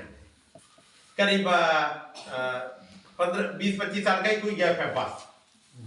वो खत्म हो रही है 18 में 1918 में 1918 में, और अगली 39 में स्टार्ट होती है, यानी लगभग 20 साल बाद सेकेंड वर्ल्ड वॉर आ गया। लेकिन सेकेंड वर्ल्ड वॉर और थर्ड वर्ल्ड वॉर के बीच में थोड़ा सा शांति है, क्योंकि तब फिर अस्तित्व में यूएनओ आ गया। उससे पहले यूएनओ नहीं था, यूएनओ आ गया। जब कोई लड़ता है कि जाके शांत कराता है, उसको शांत कराता है, कराते ना। लेकिन एक लड़ाई तीसरी आ रही है जब यूएनओ भी शांत कर नहीं पाएगा, क्योंकि उस महान खुदावन से डिसाइड कर लिया है इस अहाब, इस अमेरिका को, इस इजेबेल को खुदावन मारे। यहां पर अहाब और इजेबेल दोनों मारे जाएंगे, है कि नहीं? तो अहाब भी खत्म होगा और इजेबेल भी खत्म होगा। जो आप प्रकाशित वाक्य में पढ़ोगे, रोम भी गया और अमेरिका भी गया। और नबी का 7वां दर्शन क्या है? अमेरिका में केवल खंडहर और खंडहर ही है कि नहीं? केवल खंडहर है। तो ये केवल अहाब और इजेबेल की कहानी नहीं है, ये कुछ घटनाएं घट रही हैं जो लिखी गई हैं, जिसे मुझे और आपको पढ़ना है। हम इस वाले टाइम ब्लॉक में पाए जाते हैं। फर्स्ट वर्ल्ड वॉर हो गया, सारे राजा इकट्ठे हो गए थे। फिर दूसरा वर्ल्ड वॉर भी हो गया। फिर तीसरा वर्ल्ड वॉर में गैप है, जब तक इजरायली नाबोत आ जाता है। इजरायली नाबोत से कहा जाता है कि ये दाग की बारी हमें दे दे। क्या मांग रहा है? दाग की बारी। दाग की बारी में क्या होते हैं? दाग, अंगूर, है ना? अंगूर से क्या बनता है फिर? दाखरस।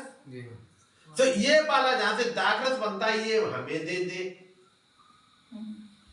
किसे कह रहा है? इजरायली नाबोत जी। इजरायली नाबोत कह रहा है, नहीं राजा, ये नहीं कर सकते, ये तो हमारे पूर्वजों की, हमारे पितरों की खानदान की है, ये हम नहीं दे सकते। आप पढ़िएगा जी, ये नहीं दे सकते, ये पितरों का। और कहा रहा है, इन दो लड़ाइयों के बाद तीसरी लड़ाई से पहले बीच में एक हिस्सा आता है इजरायली नाबोत का, जो रिप्रेजेंट करता है इजरायली नाबोत को। ये एक ब्राइड को भी रिप्रेजेंट करता है जी। अन्य जाति में जाएंगे तो एक ब्राइड को रिप्रेजेंट करता है। इस ब्राइड के समय पर यह आप कह रहा है, वो पेंटिकोस्टल अनुभव, वो दाग जिसके लिए पेंतेकुस्त के दिन, यानी प्रेरितों काम और इसके दूसरे अध्याय में मिलता है, वो पवित्र आत्मा से भर गए, अन्य भाषाएं बोलने लगे। तब कोई कहता है ये तो मदिरा के नशे में है, पढ़ा है? तो उसने कहा ये मदिरा के नशे में नहीं, बल्कि इन्हें तो पवित्र आत्मा मिला हुआ है। जब तीसरी मोहर खुली तो लिखा है, प्रभु ने कहा दाखरस और तेल की हानि ना करना, ये पवित्र आत्मा की हानि मत करना। ये कोशिश कर रहा है एनी हाउ पवित्र आत्मा छीन ले जी। कैसे? कुछ चीजों पर मन लगा दे ताकि वचन से आपका मन हट जाए। क्या इसने लौदीसिया के साथ यही नहीं किया जी? वचन हटा दिया। आज मसीह के पास बाइबल तो है, लेकिन वो रेवलेशन जिसे दाख रस कहते हैं, जो कि एक उत्तेजना लेके आता है, जोश लेके आता है, ताकि वो वचन में इंसान चल पाए, आगे बढ़ पाए, वो खींच लिया। ये दाग की बारी तू मुझे दे दे और बाकी जो कुछ चाहिए तू मुझसे ले ले, है ना? ये मुझे दे दे। तुझे फैशन चाहिए, एजुकेशन चाहिए, तुझे टेक्नोलॉजी चाहिए, मोबाइल चाहिए, दुनिया चाहिए, जो कुछ चाह तू ले ले, इसको छोड़ दे। इजराइल का जो नाबोत है वो कहता नहीं, ये मेरे पितरों की है जी। आमेन आमेन। मैं इसे नहीं छोड़। हालेलुया। हर एक गवर्नमेंट कहती है इसे छोड़ दो जी। क्या इंडियन गवर्नमेंट इसके पीछे नहीं पड़ी है जी? Praise the Lord. सच बात। ये नहीं, बाकी कुछ भी कर लो। इससे पड़ा तो हम जुर्माना भी लगा देंगे, है ना? कोई कन्वर्ट होके क्रिश्चियन बन जाए, हम जुर्माना लगाएंगे, हम ये कर देंगे, हम ये कानून लगाएंगे। अरे कोई क्रिश्चियन हिंदू बन जाए तो उसके लिए तुम क्या कर रहे हो? उसमें जुर्माना नहीं लगा रहे, वहां कन्वर्जन का लॉ नहीं लगता। ये देख, क्रिश्चियन हिंदू बन जाए तो कन्वर्जन का कोई नहीं लगता, वो घर वापसी होगी। लेकिन ये कुछ है जो अपने घर जा रहे हैं जी, इनकी घर वापसी नहीं होने दे रहा जी। ये खुदा के बच्चे यहाँ के लिए नहीं थे, वो वहां जाना है उनको जी। ये वापस अपने घर जाना चाह रहे हैं। वापस घर के लिए कह रहे हैं, घर वापसी नहीं है। भाई क्यों नहीं है? हम दुनिया में भटक रहे थे, लेकिन वो हमारा पिता आया अपने बच्चों को ढूंढने के लिए। तुम्हारे बच्चों को थोड़ी ले जा रहा है, ये तो अपने बच्चों को ले जा रहा है। लेकिन कह रहे हम नहीं जाने देंगे। नहीं, क्या दिक्कत है तुम्हें? लेकिन याद रखिए, ये कुछ भी कर रहे हो, वो महान खुदाबंद अपने बच्चों की घर वापसी करेगी। आमीन आमीन। कोई भी ताकत रोक नहीं पाई। लेकिन यहाँ पर घर वापसी केवल उन्हीं की होगी जो उसके अपने हैं। एक बड़ी सेना अहाब की लड़ाई में मारी गई, इस लड़ाई में मारी गई बड़ी सेना, लेकिन यहोशापात नहीं मरा, नहीं मरा। खुदाबंद के बच्चे तो वापस लौट के जाएंगे ही, क्योंकि खुदाबंद ने एक आवाज कह दी थी जब तीसरी मोहर खोली गई, तब का दाखरस और तेल की हानि ना करना। जब 2000 साल पहले जब प्रभु आए, तब उन्होंने कहा था, वो प्रार्थना करना सिखाया। कैसे सिखाया? अब ये टाइप समझ गए यहाँ पर? अब ये लड़ाइयां वहां चल रही होती ऊपर, ये तो कहिएगा सब कठपुतली है और ये कठपुतली की तरह रहेंगे। आप सोचेगा मैंने ये कर लिया, ये सब बात क्या मैंने ये कर लिया, बेनाज क्या मैंने ये कर लिया, तो कुछ नहीं कर रहे। याद रखिएगा, जो हमारे खुदाबंद ने सोच लिया बस वो करते जा रहे हैं, है ना। ये भले ही अपनी डींग हारे, डींग हाके जैसे वो कह रहा है, करामत हमारा है, इसे हम जीत लेंगे, ये करेंगे।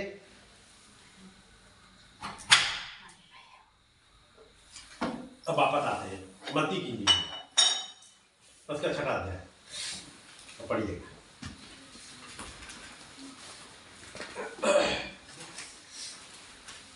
Verse 9 and 10।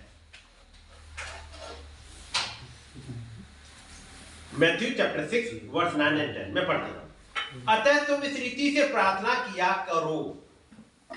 ये बात कैसे हो रही है? कुछ बच्चे हैं जी जिनसे बातचीत हो रही है। ये मैथ्यू चैप्टर 5, 6 और 7। भीड़ तो बहुत इकट्ठी हो गई है, लेकिन कुछ बच्चों से बातचीत कर रहे हैं। ये एक पहाड़ का संदेश है। चैप्टर 5 पढ़िएगा जरा, चैप्टर 5 फर्स्ट वर्स से पढ़िएगा। मिल गया आपको? वो इस भीड़ को देखकर पहाड़ पर चढ़ गया। एक बड़ी भीड़ इकट्ठी हो गई कि नहीं? क्योंकि पिछले चैप्टर में आप पढ़ोगे तो चंगाइयों की वजह से भीड़ इकट्ठी हो रही है। किसकी वजह से? चंगाइयों की वजह से भीड़ इकट्ठी हो रही है। उस वाली भीड़ को देखकर वो पहाड़ पर चढ़ गया। कौन? प्रभु। अब एक पहाड़ पर चले गए और जब बैठ गया तो उसके चेले उसके पास आए। उसके चेले उसके पास आए और वो अपना मुंह खोलकर उन्हें यह उपदेश देने लगा। किसको दे रहा है उपदेश? भीड़ है, पूरी भीड़ इकट्ठी है। याद रखिएगा, जब वचन का प्रचार होता है कहीं भी, फॉर एग्जाम्पल एक क्लास की बात करें, जब टीचर एक क्लास में पढ़ाने के लिए जाते हैं, मालूम कुछ बच्चे ऐसे आते हैं, उनका नाम बोल गया mister A, yes sir, mister B, yes sir, mister C, yes sir, XYZ तक उनका अटेंडेंस हो गया। कुछ देखते अटेंडेंस हो गया ना, टीचर ने उधर वो करा, जाने निकल लो, है ना। क्यों? क्योंकि अटेंडेंस शॉर्ट नहीं होनी चाहिए, इसलिए आना तो पड़ता अटेंडेंस के चक्कर में। तो जैसे ही अटेंडेंस हो गई, अब उनका ध्यान ये रहता है कि कब निकलना,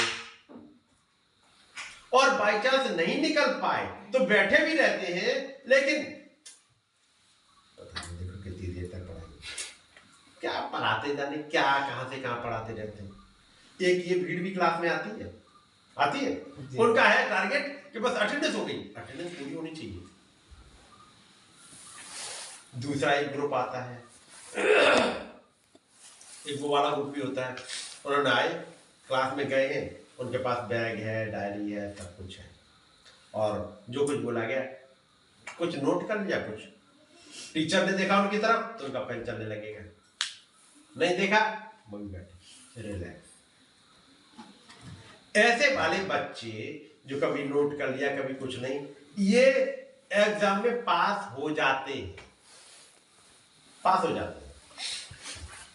वो वाले बच्चे के क्या होता है जो अटेंडेंस देने आए थे, टीचर पूछता तुम्हारी कॉपी कहाँ है, अरे सर आज वो घर पे रह गई, या क्लास में पहुंचे कई बच्चे हैं पहुंचे क्लास में पहुंचते, अब टीचर, ये वाला टीचर बड़ा खतरनाक है और देखता रहता है कौन लिख रहा है कौन नहीं लिख रहा है, अपने बगल में ऐसा कर जरा एक पेज फाड़ के मुझे दे दे, मैंने एक पेज फाड़ा, टीचर कह रहा तुम्हारी कॉपी कहाँ है, वो सर घर पे रह गई, चलो ठीक। अब टीचर कुछ कह भी नहीं सकता क्योंकि पेन तो है, कागज तो लिया है। तो एक तो ये पढ़ने के लिए नहीं आए थे, अटेंडेंस के लिए आए थे, उन्होंने अटेंडेंस पूरी कर दी, टीचर को दिखाने के लिए पेपर अपना कुछ नहीं लेके आए, और जैसे ही क्लास खत्म हुई कागज दे रखा अपना कागज, शायद हो सकता है पूरी क्लास में उनका पेपर बिल्कुल पूरा रह जाए जी, क्योंकि टीचर ने तो पढ़ाया लेकिन उनकी कुछ समझ में नहीं आया, अच्छा पेपर ले बस चल कल काम आएगा, नहीं तो उन्होंने इकट्ठा किया कल के लिए काम आ जाएगा। ठीक है, ऐसा झुंड होता है। अगला जो डायरी पेन लेके आया उन्होंने अपना नोट भी किया, नोट भी कर लेते, चलो ठीक अच्छी बात है, नोट कर लिया। एक वो वाला झुंड होता है जो चाहता है आज टीचर पढ़ाएगा क्या, उन्होंने कहा कल इस चैप्टर तक उन्होंने चैप्टर 10 तक पढ़ा दिया था, आज 11 को पढ़ाएगा। टीचर, साइंस के टीचर हमेशा ये कहते हैं भाई जो कुछ मैं पढ़ाऊंगा कल पढ़ के आना, अक्सर कहते हैं पढ़ के आना भाई जी, मैं कल, आज मैंने 10th चैप्टर खत्म करा, कल 11th पढ़ाऊंगा, पढ़ के आना, आज मैंने 11th खत्म कर 12th चैप्टर है, कल पढ़ के आना जा। तो कुछ बच्चे उसे पढ़ के भी आते हैं, कुछ वो अपनी किताब तो ले आए लेकिन पढ़ने का टाइम नहीं मिला, कुछ जिन्हें कुछ भी नहीं याद आ गया टीचर ने कहां तक पढ़ाया था कल, आ गए। ऐसे होते हैं क्लास में, आप लोगों ने देखा होगा, सब होते हैं। लेकिन जो ऐसी चले चलो अटेंडेंस तो देनी है, वो अक्सर फेल हो जाते हैं क्योंकि उन्हें यही नहीं पता टीचर ने क्या पढ़ाया और क्या पढ़ाना चाह रहा है, कहना क्या चाहता है। पूरे क्लास बैठेंगे लेकिन कुछ भी समझ में नहीं आया। एक वो ग्रुप है उनकी कुछ समझ में आया, कुछ नोट कर लिया, कुछ फिगर भी मिल जाएंगे उनकी डायरी पे, उनकी नोटबुक पे। कुछ है जो पहले से ही पढ़ के आ गए, मेरी बात समझ गए? वो जो टीचर ने जो कुछ पढ़ाया ज्यादातर समझ में आ जाता है, और जो नहीं समझ में आता उसके लिए सवाल होते हैं उनके पास में, ये पॉइंट नहीं मेरी समझ में आया, टीचर से अगले दिन पूछते हैं सर ये वाला समझ में नहीं आया। ऐसा होता है क्लास में। ऐसे ही वचन का मामला है, जब प्रचार कर रहे हैं यीशु मसीह, कुछ ऐसे आते तो भीड़ बढ़ाने के लिए, ठीक है ना, कुछ सुनने के लिए आते थे, कुछ देखने के लिए आते थे।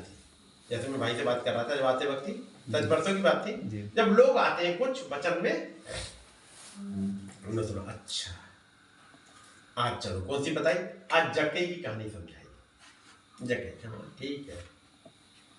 एक झुंड जैसे ये भी नहीं पता कि आज जक्कई कहाँ है, अच्छा जक्कई पुराने नियम में है कि नए नियम में है, कुछ जिन्हें पता है कि नए नियम में है जक्कई की कहानी, अच्छा हाँ जक्कई वो छोटा वाला आदमी था, वो गुलर के पे उसे पूरी तरह याद। तीसरा झुंड वो होता है जो देखता है जक्कई से मतलब नहीं है, मैं कहाँ फिट हो रहा हूं जी, ये वो हिस्सा है जो अपने आप को पकड़ लेता है रैप्चर में जाने, ठीक है ना। अब यहाँ पर यीशु मसीह जब प्रचार कर रहे हैं तो कई तमाम भीड़ इकट्ठी हुई है चंगाइयों के लिए। जब चंगाइयों वाली भीड़ को देखा प्रभु ने तो और ऊपर चले गए, कहां पहुंचे, लिखा है पहाड़ पे ऊपर चढ़ गया। जो भीड़ बेचारी चली आ रही थी जब से खाना खाने के लिए, चंगाई के लिए, अब बीमार आदमी कैसे पहाड़ पे चढ़े, किसी के पैर में चोट है, किसी के सर में चोट है, कोई बुखार वाला है, कोई बात नहीं, हम वेट करेंगे, उतरेंगे तो आखिर नीचे ही कभी भी, जब उतरेंगे तब दुआ करा लेंगे। तो उन्होंने भीड़ कहां बनाई है अपनी, पहाड़ के नीचे वाले हिस्से में अपना अपना वो जैसे कहते हैं अपना चटाई बिछाए, चरपैया डाले, कुर्सी डाले, बैठो, कोई बात नहीं, हमारा मतलब चंगाई से है। अब आप क्या बोल रहे हो उससे ज्यादा मतलब नहीं है, लेकिन हाँ मैं देख रहा हूँ, देखे कितनी देर बाद आप ऊपर से नीचे आओगे, ताकि हमारे बीमार है नीचे, अब पढ़ोगे सब मिल जाएगा। जी जी जी। भीड़, एक बड़ी भीड़ इकट्ठी हो गई, मेरी बात समझ रहे? जी। भीड़ को जब प्रभु ने देखा, उन्होंने कहा ये तो चंगाई की बात है, जब नीचे उतरूंगा तो चंगाई कर लूंगा इनके लिए। इन्हें चंगाई से मतलब है, तो चंगाई की बात है, जब मैं भीड़ से जाऊंगा तब बता दूंगा। लेकिन कुछ है जो वास्तव में सुनने के लिए आए हैं, इनके लिए मुझे थोड़ा सा ऊपर लेवल पे जाना पड़ेगा। जी।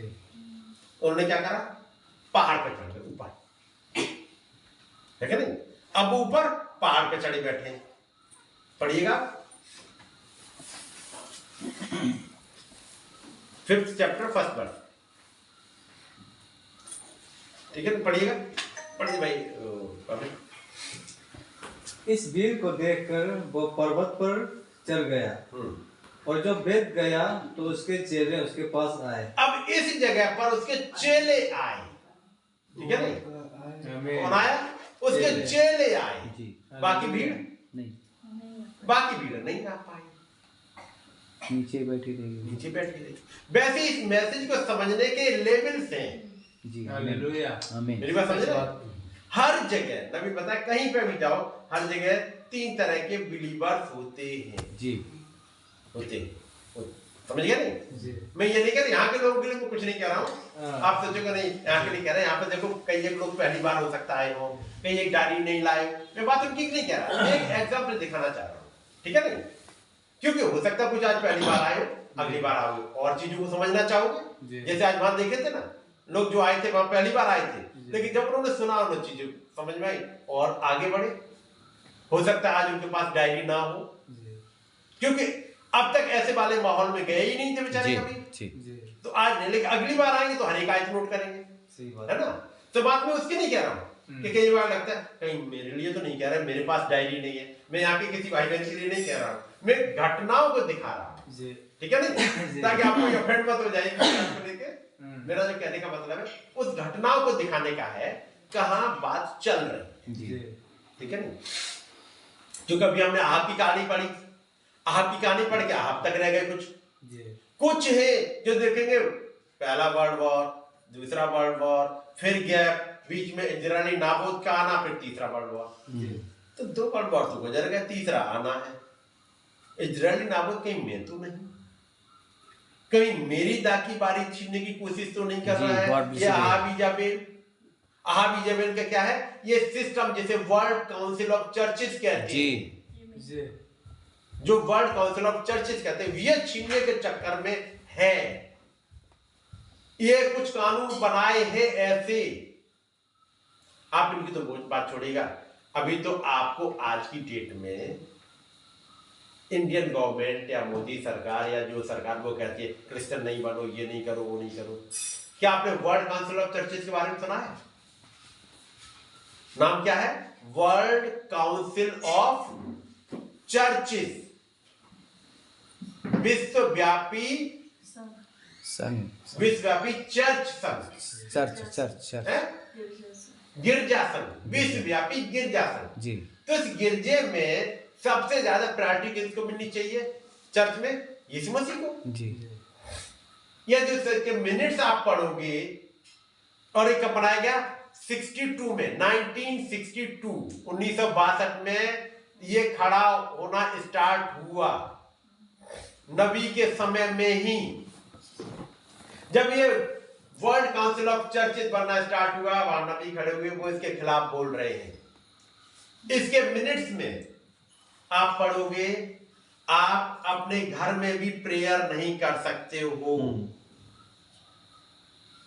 कौन? क्रिश्चियंस। यदि आपका चर्च रजिस्टर्ड नहीं है तो आप प्रेयर नहीं कर सकते हो।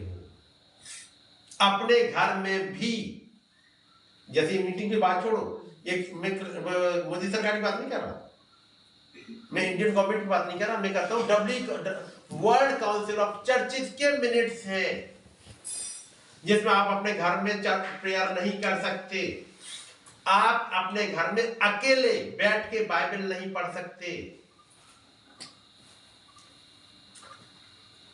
छोटे छोटे झुंड अलाउड नहीं है, यदि पकड़े जाएंगे तो जेल में डाल दिए जाएंगे, जिसके लिए नबी कहते हैं अलास्का में उन्होंने कई एक ऐसे प्रिजन हाउस बना के रखे, कई एक द्वीपों पे बना के रखे हैं जहां पर इनको उठाएंगे, क्रिश्चियंस को डाल देंगे तो बाइबल पढ़ते हुए मिलेंगे।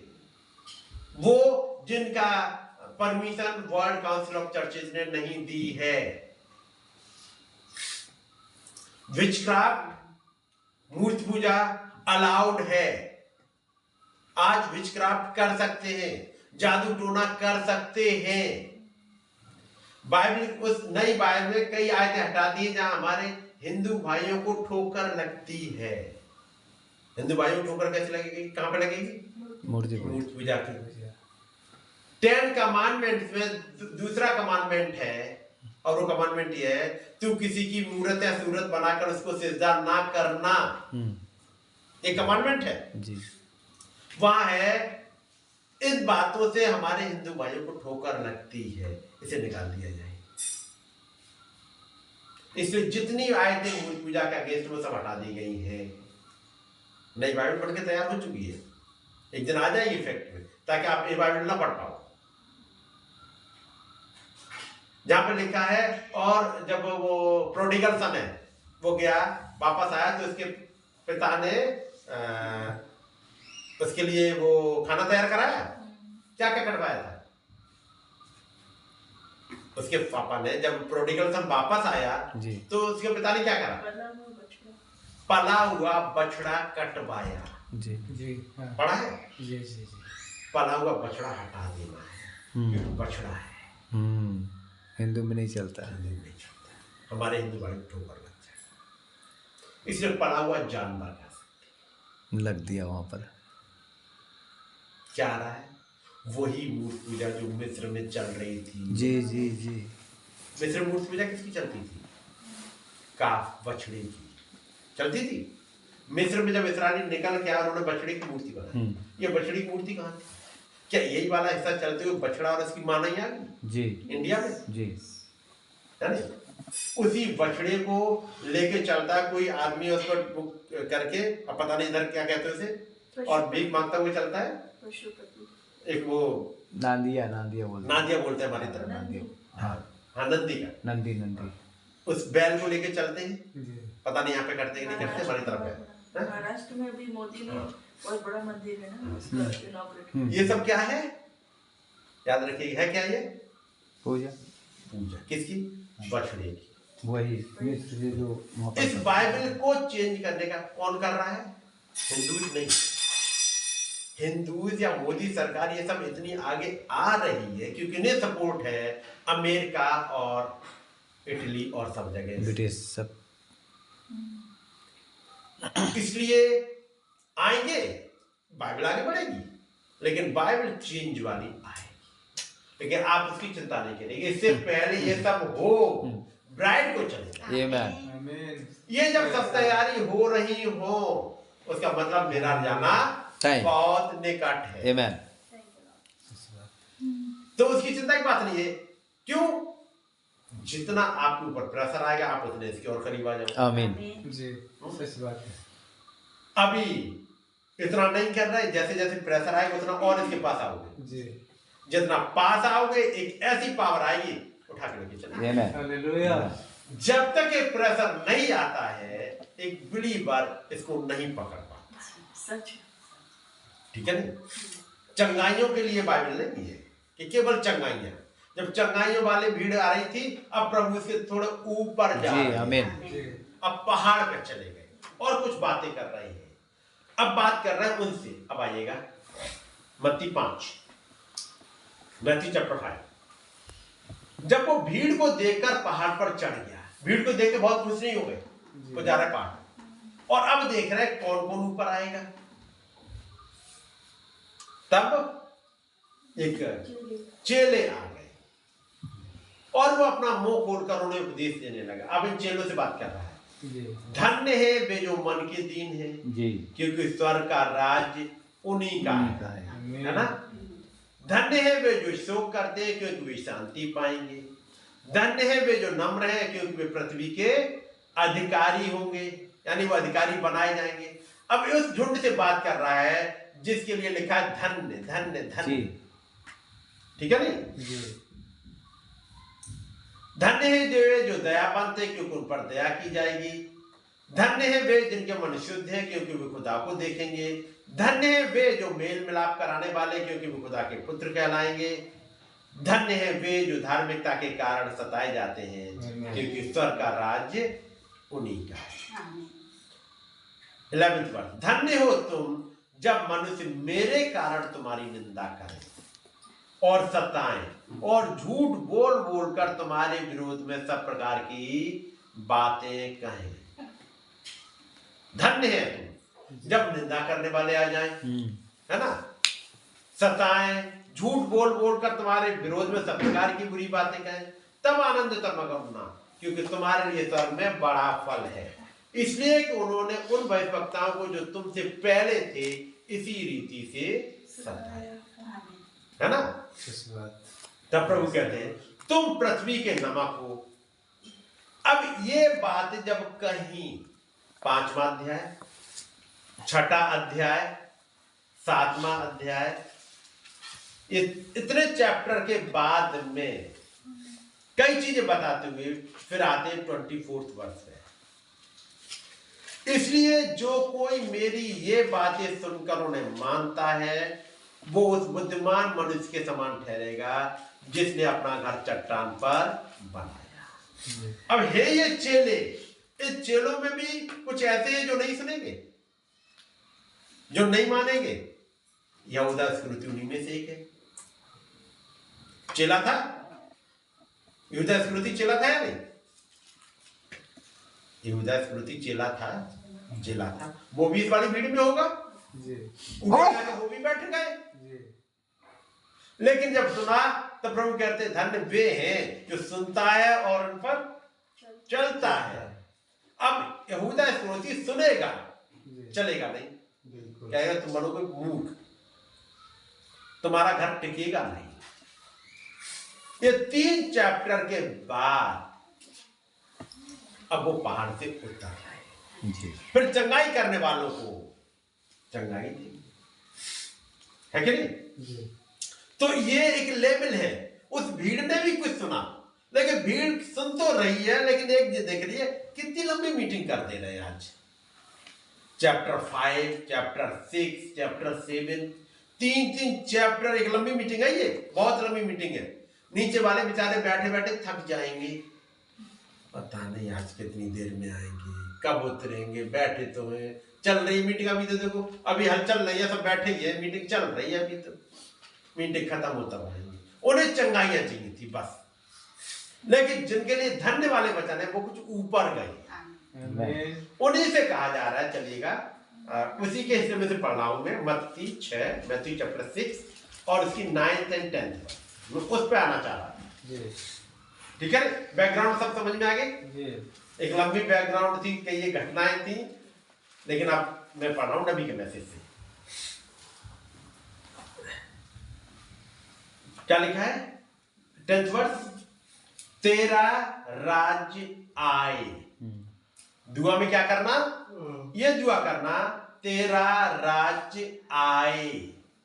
राज्य था नहीं जमीन पे, जी यीशु मसीह ने कहा इस संसार का राज्य शैतान को दिया गया है, लेकिन तुम एक बात की दुआ करना, और दुआ ये करना, प्रभु आपका राज्य आए।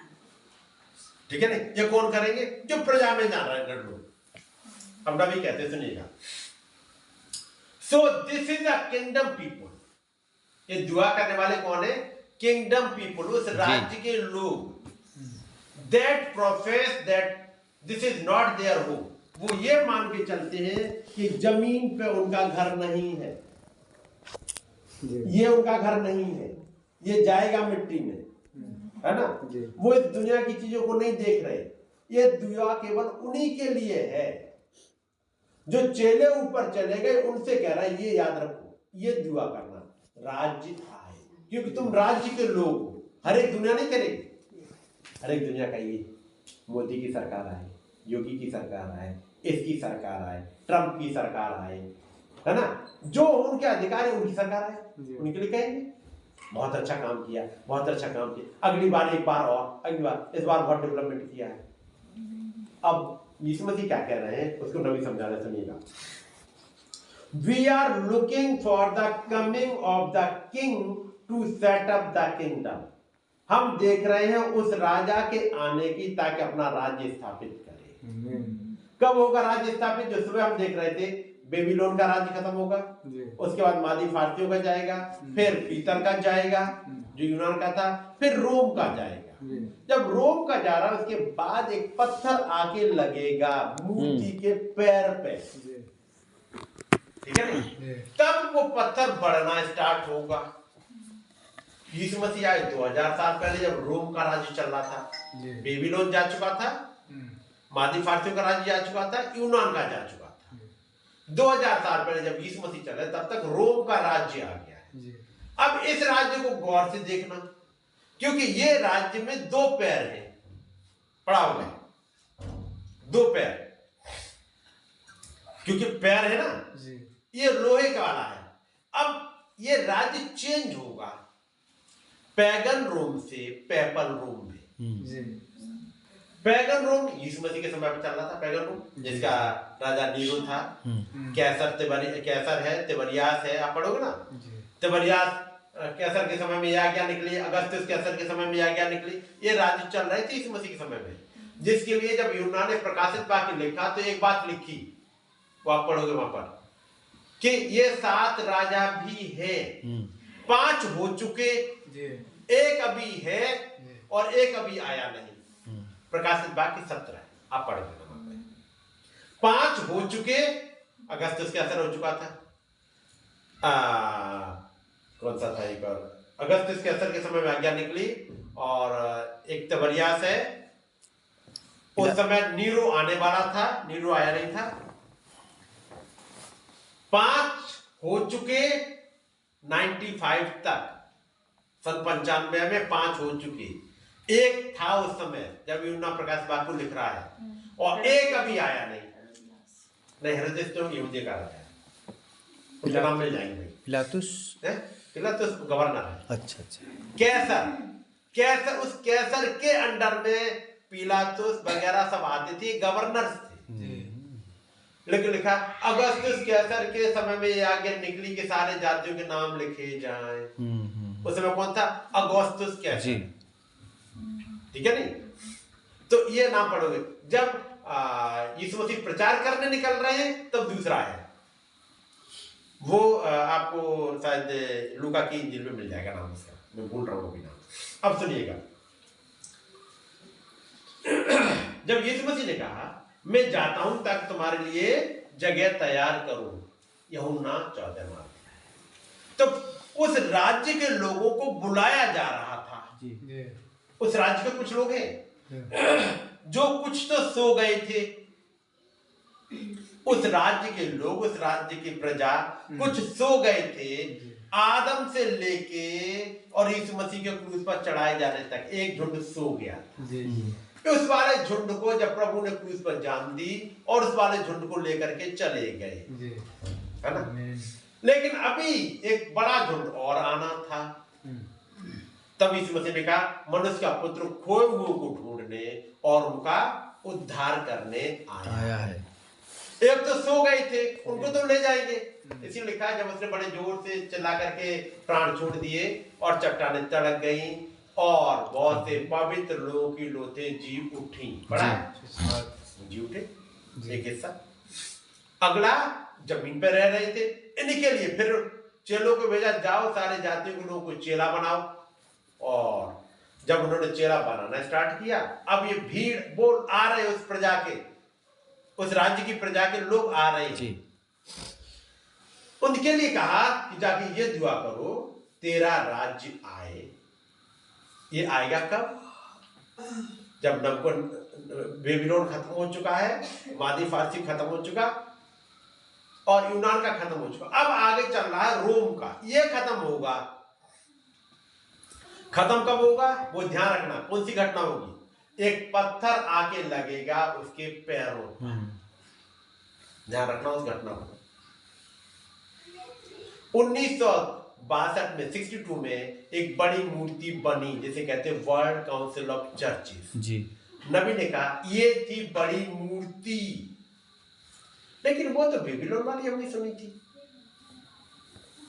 तब हमने पढ़ा था उस मूर्ति को ताकत कौन दे रहा था? अजगर। जी। इन तमाम राज्यों के पीछे कौन था? अजगर। अब वो मूर्ति ने अपना रूप बदला है, अब वो बन गई वर्ल्ड काउंसिल ऑफ चर्चेस। जी। उस जगह पे आ गए बेबीलोन का ये चर्च। अब हमें जो दिख रहा है यहाँ पर क्या बना हुआ है? वर्ल्ड काउंसिल ऑफ चर्चेस, ये दिख रहा है। अब यहीं पे आके एक पत्थर लग रहा है। पत्थर जब लग रहा है तब अब प्रकाश वाक्य में जो प्रोफेसी है, मैंने एक और बड़ी स्वर्गदूत को स्वर्ग से उतरते देखा। जी। है ना? ये कौन था? वो पत्थर। Amen. वो माइट एंजल क्या था? एक रेवलेशन लेके आ रहा है ताकि इस मूर्ति का भेद खुल जाए। जी। आमीन। यानी मोहरे खुल जाए। मोहरों का प्रकाशन क्या था? वो एक छोटा पत्थर जब ये जाएगा और एक राज्य बनता जाएगा। 1963 में आके मूर्ति पर लगा। कैसे लगा? उससे पहले फिजिकल तौर पे देखिए। जब एक मीटिंग हो रही है यूएनओ में, एक तरफ अमेरिका और उसके साथ के रिप्रेजेंटेटिव बैठे हुए, और एक तरफ रूस और उसके रिप्रेजेंटेटिव बैठे हुए। लीडर कौन है? रूस और अमेरिका। याद रखिएगा, रूस और अमेरिका ये रिप्रेजेंटेटिव है, उनके साथ में बाकी है। यूएन के टेबल पर मीटिंग चल रही है। जब ये मीटिंग चल रही है, कुछ बातों में एग्रीमेंट नहीं हो पाया, तब रूस का प्रेसिडेंट जिसका नाम क्रूसेव था, उसने अपना जूता उतारा और मेज पे पटका। कौन सी वाली मेज पे? यूएन की मीटिंग में। यूएन का कोई छोटी मोटी बॉडी है? यूएन मतलब यूनाइटेड नेशंस की जो बॉडी है, क्या उसमें कोई छोटी मीटिंग हो रही है? वर्ल्ड लेवल के लीडर्स बैठे हैं, यूएन का प्रेसिडेंट बैठा हुआ है। उस वाली मीटिंग में अब रूस का प्रेसिडेंट अपने जूते उतारता, मेज पर मारता नहीं। हम इसमें एग्रीमेंट नहीं कर रहे। अखबार में ये खबर बहुत तेजी से फैली। ये यूएन की मीटिंग में जूता, यूएन की मीटिंग में मेज पर गुस्से से थपथपाना भी गलत है। वो इतनी बड़ी मीटिंग होती है, पूरे दुनिया के रिप्रेजेंटेटिव बैठते हैं वहां, और रूस का वो है प्रेसिडेंट, वो जूता उतार के मार रहा है, पीट रहा है। ये अखबार की सुर्खियां बनी। उसी वक्त जमीन पे एक नबी खड़ा हुआ है, जिसका नाम भाई ब्रैनम है। जब उन्होंने जैसे इस घटना को देखा, अब वो बाइबल में ढूंढने जा रहे हैं, क्योंकि पढ़ा है वो मूर्ति जो जहां पैर आगे लोहे के थे लिखा है, और उसके पैर लोहे और मिट्टी दोनों से मिले हुए थे। पढ़ा है? और जैसे लोहा मिट्टी आपस में मेल नहीं खाते, वैसे ही इस राज्य के लोग आपस में मेल नहीं खाएंगे। अब नबी भाई ब्रैनम जब खड़े हुए, अब वो नाम देख रहे। न्यूज दुनिया के लिए थी, बता यूएन की मीटिंग में ये कैसा, ये बदतमीज सा वो है रूस का प्रेसिडेंट, ये जूता उसने पटका। नबी ने देखा, मीटिंग में जो लोग बैठे थे उनके नाम देखे, रिप्रेजेंटेटिव देखे, पता लगा अमेरिका और रूस ये दोनों एक साथ बैठे हुए हैं, तब भी एक नहीं है। क्या आपने देखा? हमारे दोनों पैर ऐसे रखो, दोनों एक साथ तो चलेंगे, लेकिन चलते वक्त भी आपने देखा कभी ऐसे नहीं चलते। एक दो जी जी। ये बढ़ेगा तो ये नहीं बढ़ेगा, ये बढ़ेगा तो ये नहीं बढ़ेगा जी। ऐसे चल रहे होते जी। एक साथ नहीं बढ़ते। बाकी बॉडी तो एक साथ बढ़ती है, लेकिन ये पैर, ये बढ़ेगा तो ये नहीं बढ़ेगा, इससे रुकेगा, फिर ये बढ़ेगा तो ये रुकेगा, होता है। अब ये चल रहा है, और दोनों का अंगूठा दोस्ती हो जाएगी, लेकिन फिर वहां से उल्टे चल रहे हैं। इसका बड़ा सबसे छोटा इधर गया तो इसका सबसे छोटा इधर गया। लोहा और मिट्टी आपस में मिलते नहीं है। नबी ने देखा ये प्रेसिडेंट जिसने अपना जूता निकाला उसका नाम क्या है? क्रूसेव। क्रूसेव का रूसी लैंग्वेज मतलब होता है मिट्टी। जी। मिट्टी। और दूसरा अमेरिकन प्रेसिडेंट बैठा हुआ था, वो थे आइजनहावर। जी। आइजनहावर का जो वहां की लैंग्वेज से मतलब होता है आयरन, लोहा। आमीन। अब जब उसने जूता पटका, अब ये नबी जो खड़ा हुआ वो देख रहा आइजनहावर एंड क्रूसेव, लोहा और मिट्टी। बाला समय आ गया और अंगूठा दिख गया। जी। अंगूठा कैसे दिखा? क्योंकि जूता उतरा जी जी। ताकि पैर दिख जाए। उन्होंने कहा यही समय है जो उस पत्थर को आना चाहिए। हालेलुया। जब ये 62 में ये घटना घटी, 60 बने 62 में, उन्होंने कहा अब वो घटना होनी चाहिए। तब अगर अब मैं इंतजार कर रहा हूं उसका, क्योंकि फिजिकल तौर पर इस मूर्ति का काम यहाँ हो गया, उसका मतलब आत्मिक तौर पे वो पत्थर आना चाहिए। और 1962 में वर्ल्ड काउंसिल ऑफ चर्चेस की मीटिंग हुई और उस मूर्ति को बनाया, अमेरिका प्रपोजल लेके आया। तब एक नबी खड़ा हुआ है, एक 7 मोहरों का भेद लेके आया है और बता रहा इसके साथ मत जोड़ना, इस मूर्ति के साथ मत जोड़ना। नाम इसका वर्ल्ड काउंसिल ऑफ चर्चेस है, लेकिन इसके साथ मत जुड़ जाना। तब नबी ने समझाया इसका मतलब क्या है। तब वो कहते हैं डेविड ड्यूप्लेसिस के लिए बात करते हैं। डेविड ड्यूप्लेसिस वो थे जिन्होंने भाई ब्रानम पे पूरा अरेंजमेंट किया था अमेरिका बाकी इजराइल की मीटिंग के लिए। जी। डेविड ड्यूप्लेसिस ने 1 लाख न्यू टेस्टामेंट इजराइल में भेजे थे। वो इतने जोश से भरे हुए थे।